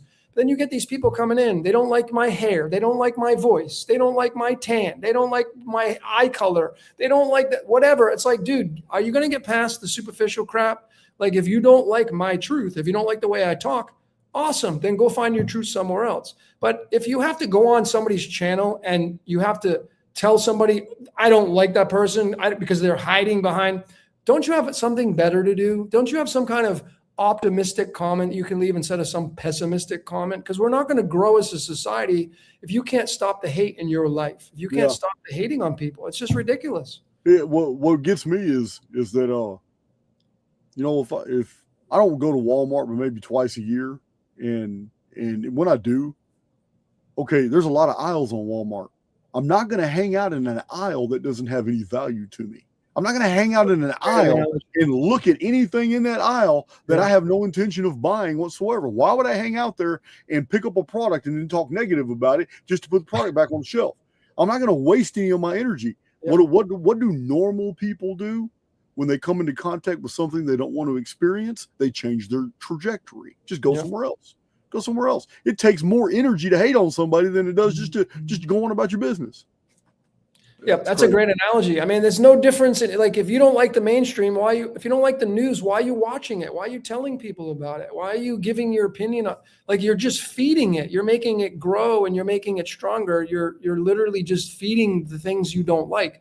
So if you don't like Jason's information or my information or Jordan's information or whoever, why are you leaving comments to tell the world that? Does it make you feel better because you get to say that person, I don't trust them because I can't see him, or he's a shyster, or he's given bad information, or he charges too much money, or but he's helping the world. You know, he helps people. So there's not going to be a perfect score for anybody, ladies and gentlemen. Nobody's got it all figured out, man. We're content creators, we're influencers, and you know, some of us are professional mods. Look at Pamela Swan. Pamela's she's Pamela Swan. I have haters because of the channels I mod. She's a pro, man. Yeah, she's awesome. Yeah. Pamela number 5, I call her. Yeah, no, she's everywhere. Man. She's got body doubles, man. I'm convinced that she's got more than one of her. Man, that girl is on top of it. She's definitely on top of it. Yeah, for sure. So I don't know. Like I said, man, I think if we're going to move into this new age of justice and change, and you know, for me, it's like, you know, Will Ferrell and semi-pro, everybody love everybody. If we're going to get into that space, you got to throw your swords down and stop fighting and trying to combat people that don't line up with your truth. Like, especially like flat Earth is another big one. It's like, you know, I don't believe in flat Earth. I think it's a big hoax. And if I'm wrong, so be it. I don't care. Don't care. Don't really care. But there's a 24-hour sun in Antarctica that's been shown through multiple channels, which demolishes flat Earth. So, like, who's got it right? Well, if you're a flat earther, you got it right. If you're not a flat earther, then you got it right. At the end of the day, why can't we just, you know, put our arms around each other and laugh and smile and have a good time? You know, that's really, I think, what it's all about. I like the attitude and sentiments. I am a simulationist, and you know, I'm not going to lie. Sometimes I get aggressive about it. Me too. Because I can defend my positions. But the flat Earth deal, the flat Earth globe deal, it's a hard one, man, because there are really compelling arguments on both sides. There is. I've even addressed the phases of the moon. It's like, damn, man, you flat earthers got all these fucking arguments going back since 1892, man, when these books came out, and really compelling arguments too. But man, when it comes to the phases of the moon, it's like the sky is literally trying to tell us that everything is circular, everything is spherical. But then again, when you study the astronomy on the moon, it's like everything about the moon is totally anomalous. Yep. It's not even the size of a moon, it's the size of a planet. It's truly a double planet system, but it looks like all the surface materials on the moon have been pulled off. And there's even ancient traditions that, the moon had an ocean, and that ocean is now here. It's been pulled down to here, caused a great flood. I mean, there's so many different unique theories, so many good old books and all that. But you're right, it's not worth fighting over. So I kind of gave that up about 2 months ago. I just kind of gave up the old war against the shills. I'm just done with it. Yep. So I just moved on. Yep. No, I agree, man. I mean, both arguments in the flat Earth versus the round Earth. There's compelling evidence for both. For me, it was the 24-hour sun in Antarctica. Not just the guys that went down there and the flat Earth guys who got invited who didn't decide to go. They could have went, but they didn't go. And then there's the Scott base down in Antarctica. Multiple people down there that have worked there that have documented the 24-hour sun. That shatters the flat Earth stuff. Now, does it mean that the Earth is not flat? Not necessarily, but that's why I don't care. It's kind of like, believing in just one God, or saying it's just this one way. I think, for me, I'm a nihilist, so I don't really care. It doesn't matter to me. I think it's all just a big Ponzi scheme at the end of the day. So, but there's going to be somebody in the audience that's like, I don't like Logan because he's not a flat earther. That's totally cool. It's totally cool. It doesn't discredit the information I'm bringing either. Yeah, it doesn't even matter. Doesn't matter, man. It doesn't matter. Yeah, I like red. You like orange. I'm not going to, you don't see the guy at 7-Eleven who's managing 7-Eleven wanting to beat the guy up at Circle K because he works at Circle K. No, they're both managers at a convenience store. That's absurd to think that. So yeah. Well, yeah. One of these days I'm gonna turn you on to some old maps, and we'll just nerd out about Antarctica, man, because there's a whole lot about Antarctica, man, that the historians, I'm talking about writers 400 and 500 years ago, were telling us, and it's not what we're finding today. But they wrote very detailed maps, and these maps are an anomaly because the U.S. Geological Survey Office for the U.S. Navy has already determined those maps are absolutely accurate, and we don't even know how, because there's 2-mile ice caps there now. So how the hell did they map these valleys, mountain ranges, all these freshwater lakes in Atlanta, under the ice pack in Antarctica? It's crazy. And what's on these maps is even crazier. Well, what they drew in was on. Yeah, it's a rabbit hole that we don't have time for in this video. Yeah, I mean, look, when you look at astrology, which I feel is like, in John Wick, it's the high table, right? Nobody gets past the high table. That's why if you read someone's astrology, interpret it the right way through the true sky, you're going to know their definitions. I know your love signature, your emotions, your drive, your ambitions. It's foolproof, right? But when you study the astrology from the ages and you go backwards, and the age of Aquarius, considerably, you could say the yugas, are we in the Kali Yuga? Are we getting out of that? Well, across the way from Aquarius, all the way across is Leo, and Leo's ruled by the sun. And some people say that that's where Atlantis, the Atlantean age started, during the age of Leo. And then it moved into Cancer, which is ruled by the moon. So the sun and the moon. But we're 180 degrees away from the regulator, the Regulus, Leo. And what happened back then, however many ages it was, it wasn't even in line with these maps that you were talking about, that you just mentioned. Because the maps, how old are the maps you're talking about? 550 to 700 years old. That would only put us back in the Piscean age still. So not much of a change there. And you get, the warming, the glaciers melting, if that's a thing, global warming, the CO2 emissions, if that's a thing, whatever the case may be. But you go all the way around the astrology wheel from Aquarius, and you're down to Pisces, and then Aries, and then Taurus, and Gemini, and Cancer, and Leo. You go 180 degrees. Now you're talking a completely different civilization. And this could be the yugas that the Vedic traditions were talking about. The gold was Leo, silver tied to the moon, going into the Bronze Age. That's Taurus, that's copper, that's Venus. Finally into the Iron Age, which is Aries and Pisces.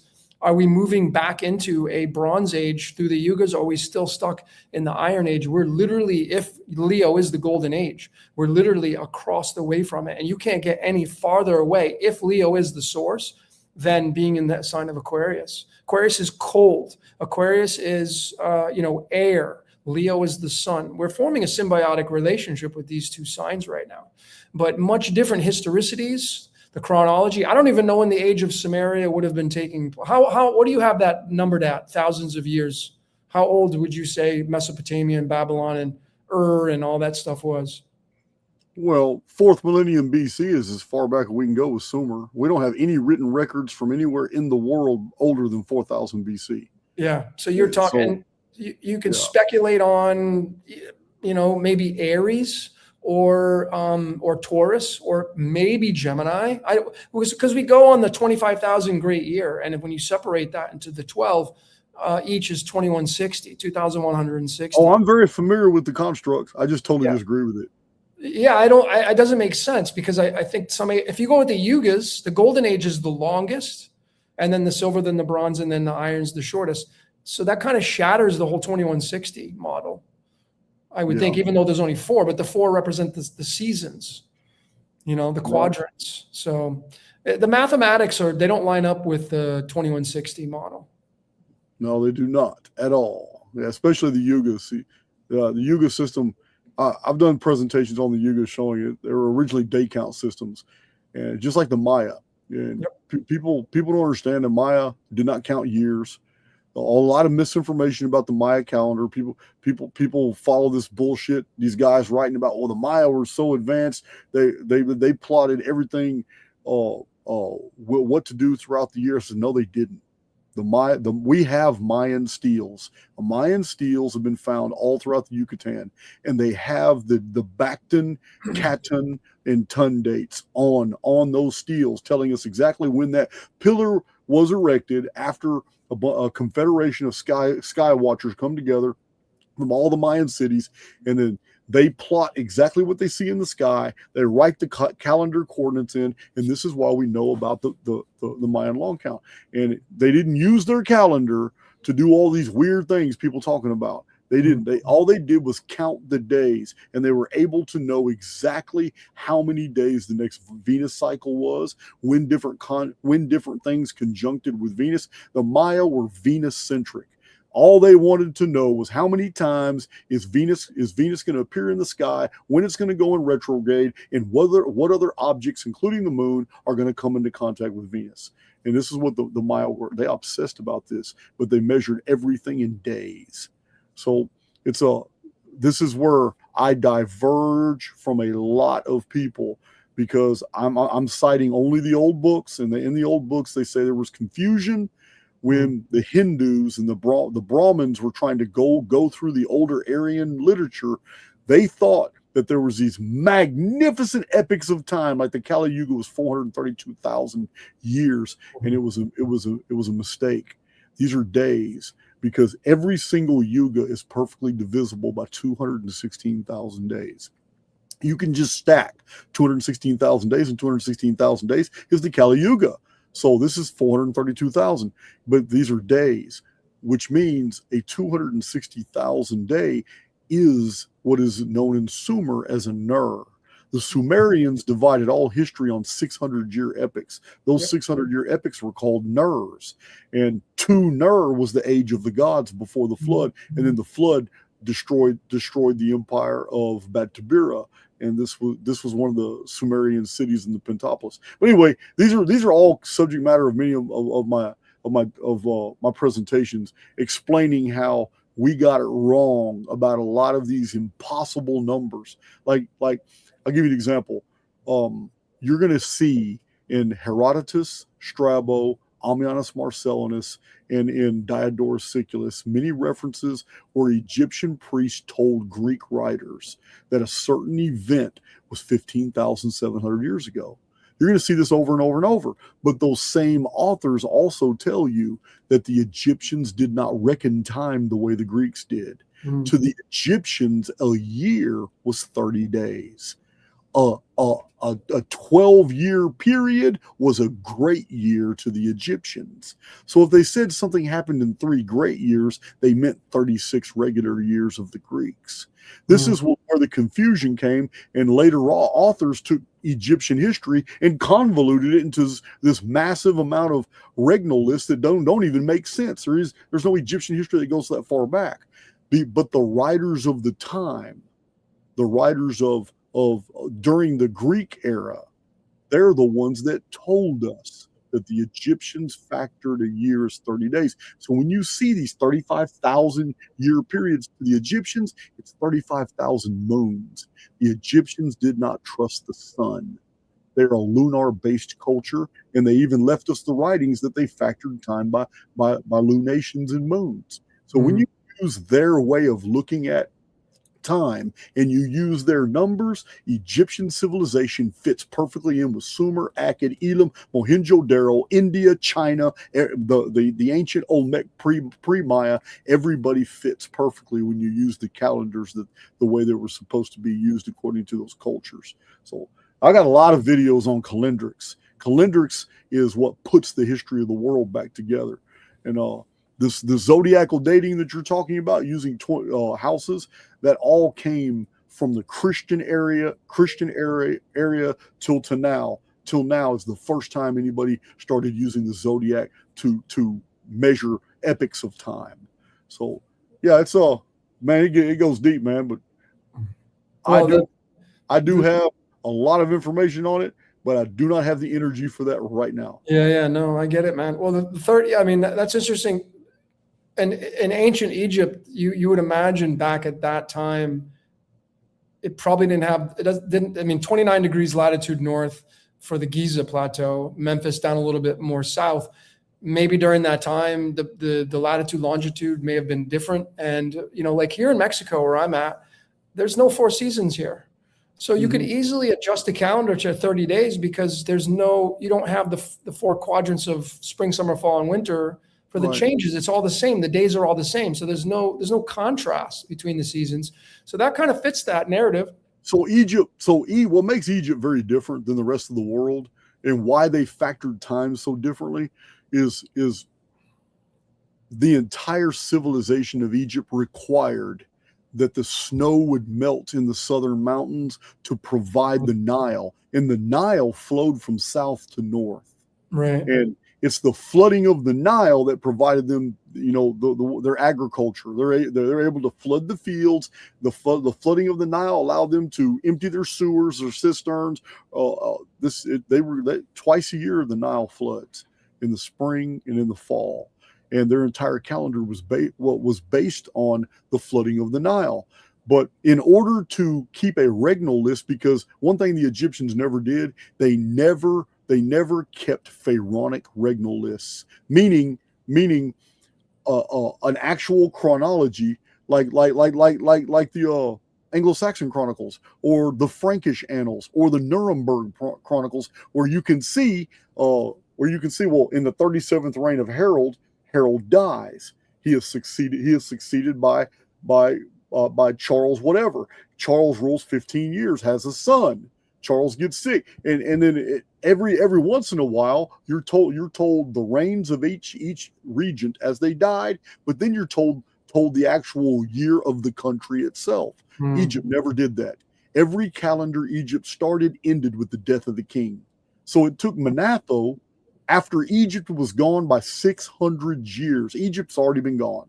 Manetho decides to try and put together all the pharaoh lists, and Manetho makes the same mistake. He was Greek, but he was a Greek Egyptian, and he made the same mistake as some of his predecessors in not realizing that the ancient Egyptians weren't like the Greeks. They counted a year as 30 days. So this is the origin of the problem. Even Egyptologists today still go by the Manetho count, which is so dumb. It's so dumb. But because Professor L.A. Waddell in the 1930s and 40s put the Egypt back together using the Egyptian system, and it's perfect. But Egyptologists hate this man's guts. They hate his guts, so they don't even quote him or anything. But his books are available. He literally has a book showing that the first 5 dynasties of Egypt are the first 5 dynasties of ancient Sumer. It's all the same rulers, all the same history. So it's all. Oh, I don't know how we went off on that tangent, but yeah. Oh, it's great. I'm taking it all in, man. I the whole, like, I just came out with a book called Alchemical Cities, and I'm fascinated by the latitude longitudes of the placements that we're at. You could literally take a latitude longitude of, let's use the Pyramid of Giza, 29 and 31, 29 north and 31 east, and you can map that with the periodic table. So 29 can be the element copper and the element gallium, or it can be silicon and phosphorus. So literally, so the Great Pyramid of Giza, what fits it best is silicon. 14 is the protons of silicon. 29 is its weight to match the 29 latitude north.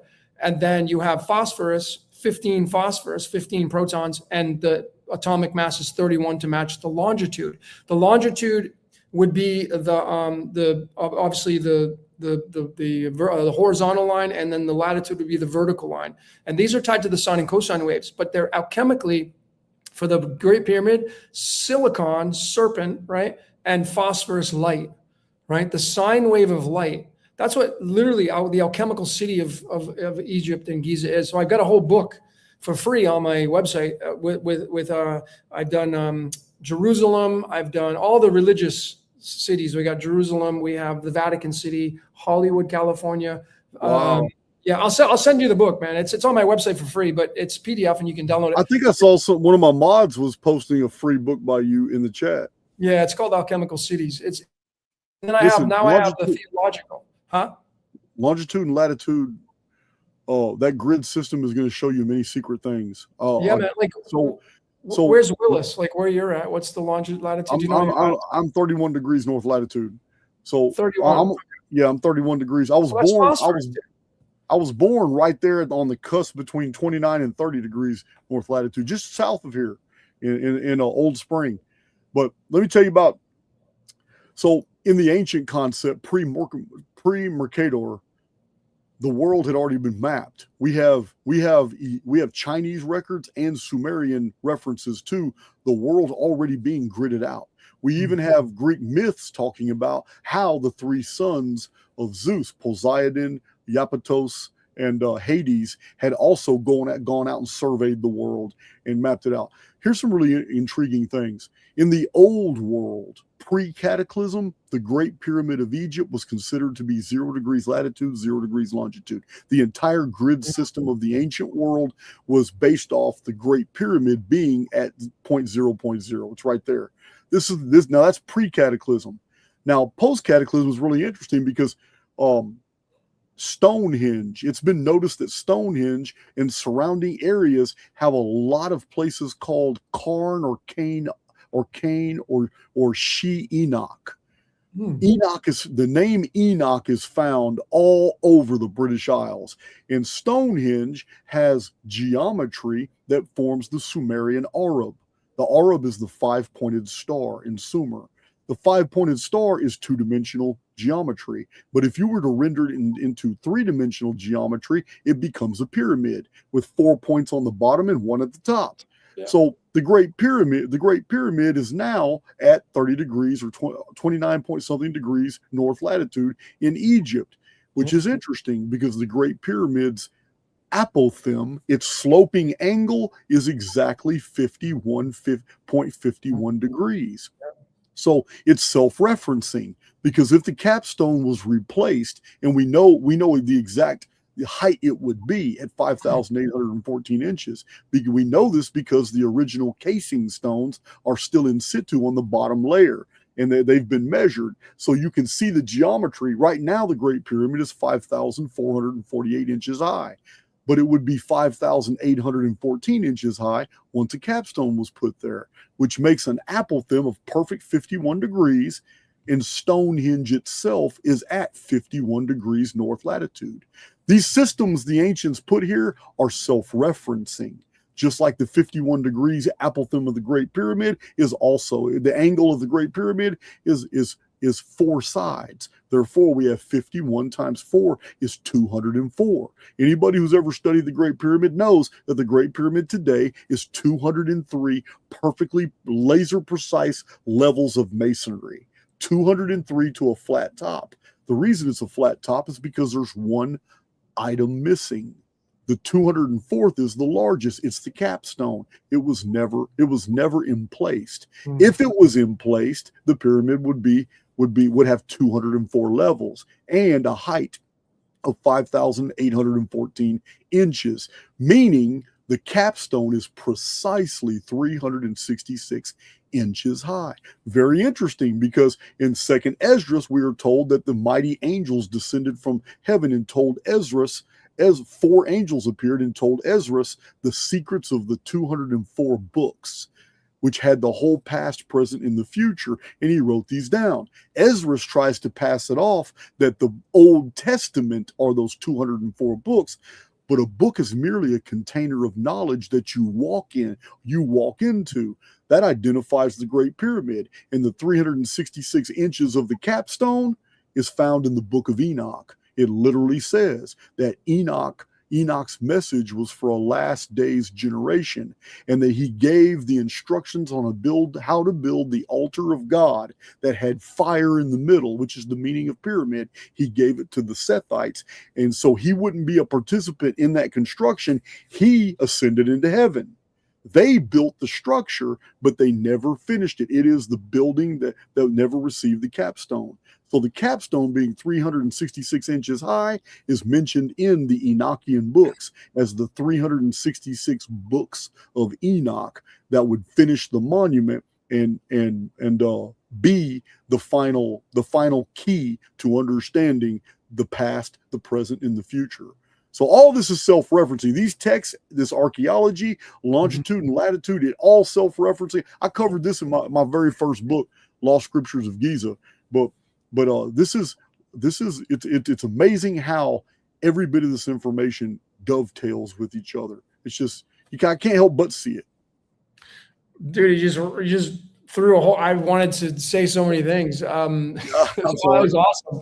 No, I was awesome. I enjoyed it. The 51-degree slope. What's fascinating, how the pyramids are tied to Thoth. The pyramids are tied to Prometheus and Lucifer. Lucifer being the numerology of Lucifer, which is a Latin word. In the Latin cipher is 51. You have Area 51, tied to the fallen angel stuff, the underground alien kind of stuff. And that 51 on the periodic table is tied to 2 elements. The first one is antimony, the 51st element. Antimony is tied to the all-seeing eye of Horus. And then vanadium, the 23rd element. Vanadium has got the letter V, and the V is an upside-down pyramid. Vanadium. Vanadium comes from the word Venadis, which is tied to Freya, which is tied to Venus, the bright morning star. So you get Lucifer in there, and you get Jesus in there. Absolutely. Both of them tied together. Both of them equal 74 in the English numerology. Christos tied to the sun, Lucifer, the bright morning star, tied to Venus, Jesus tied to Venus, and Venus heralds the sun. This is tied to copper and the copperhead snake, the very poisonous copperhead snake. Snake tied to the sine wave. So I just say, man, you're a nerd, dude. That's nerd. Yeah.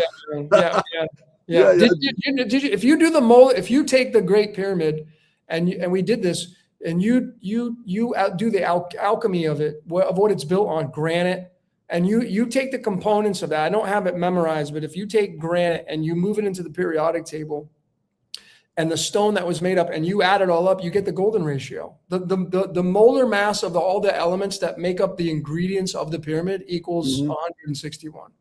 That's so crazy. You see, you showed a number earlier, the number 126. So the great step of the Great Pyramid is also its epicenter. It's 0 point. It is a 34-inch high step. It is the side, but it's also the central axis to the entire pyramid. It's an equal amount of distance to all its perimeters.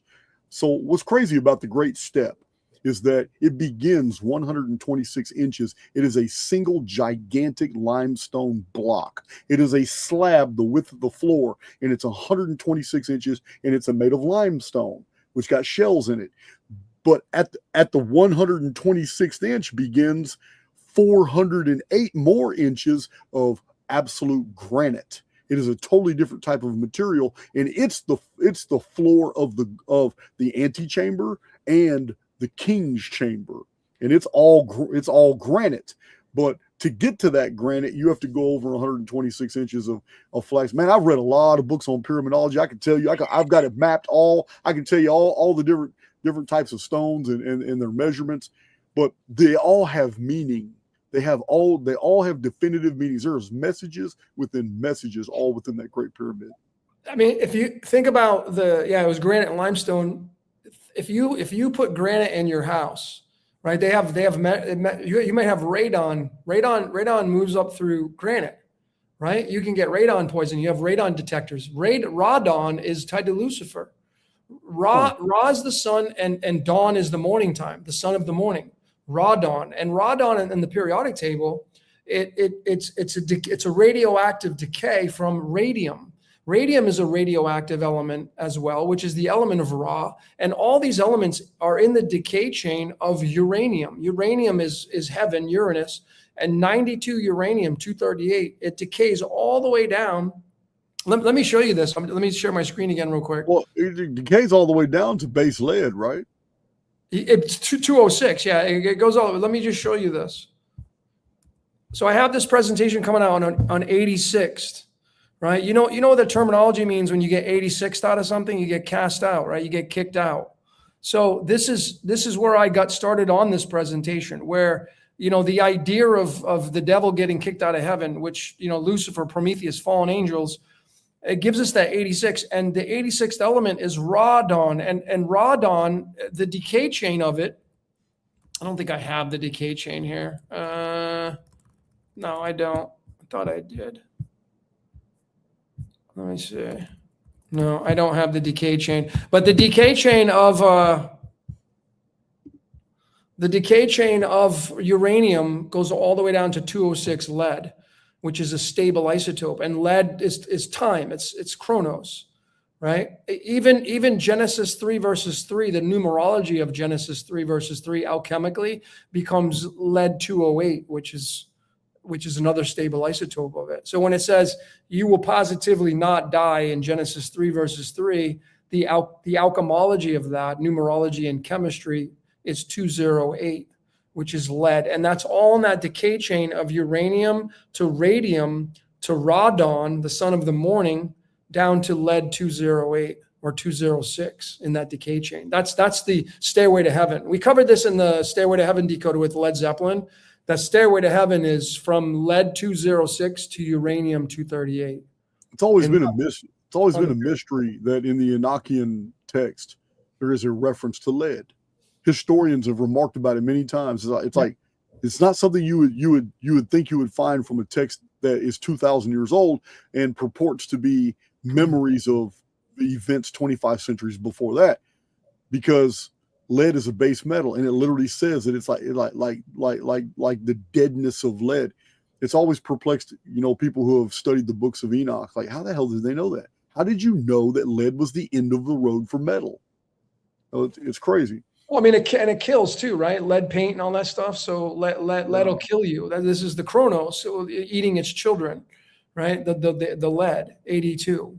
The 82 protons and 206, 207, 208. Its average is 207. Might be what's wrong with me. That might be what's wrong with me.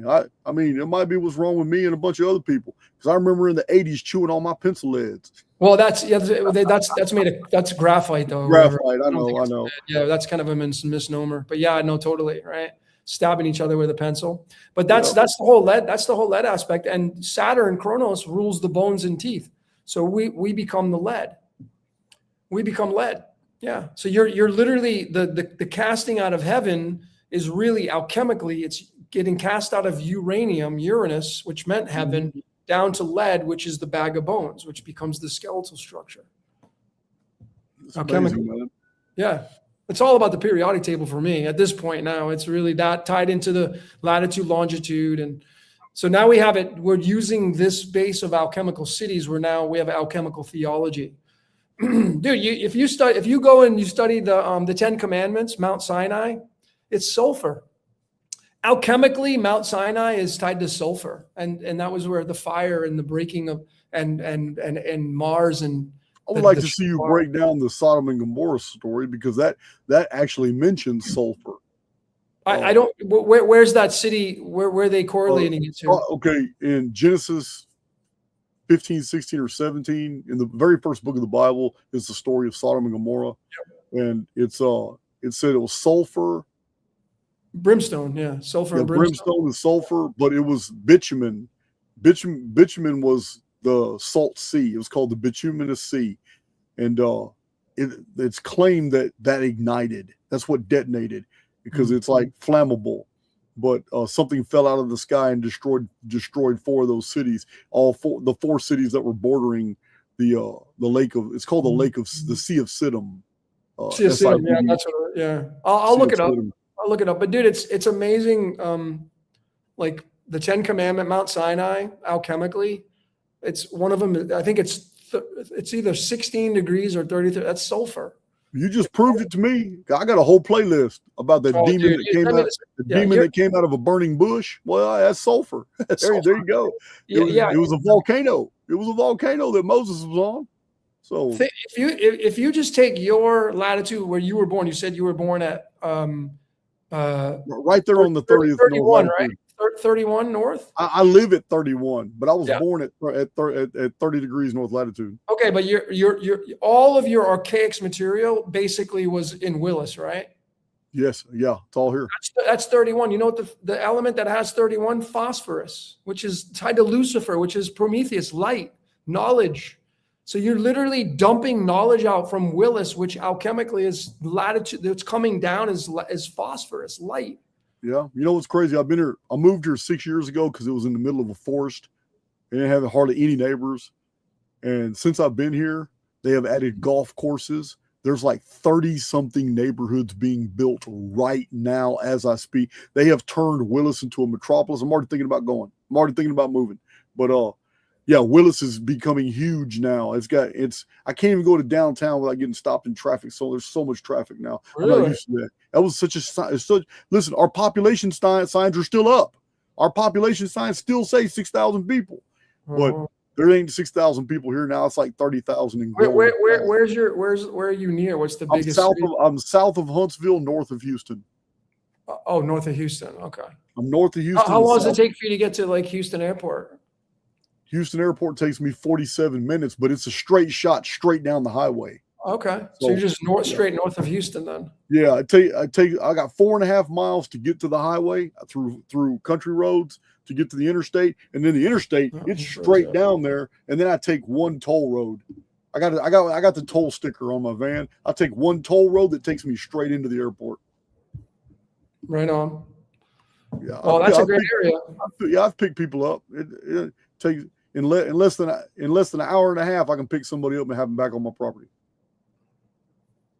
Right on. Well, I'm just saying, I mean, alchemically, north, the latitude, you're tied to phosphorus, bro. That's Prometheus. That's Lucifer to me is tied to Prometheus, obviously.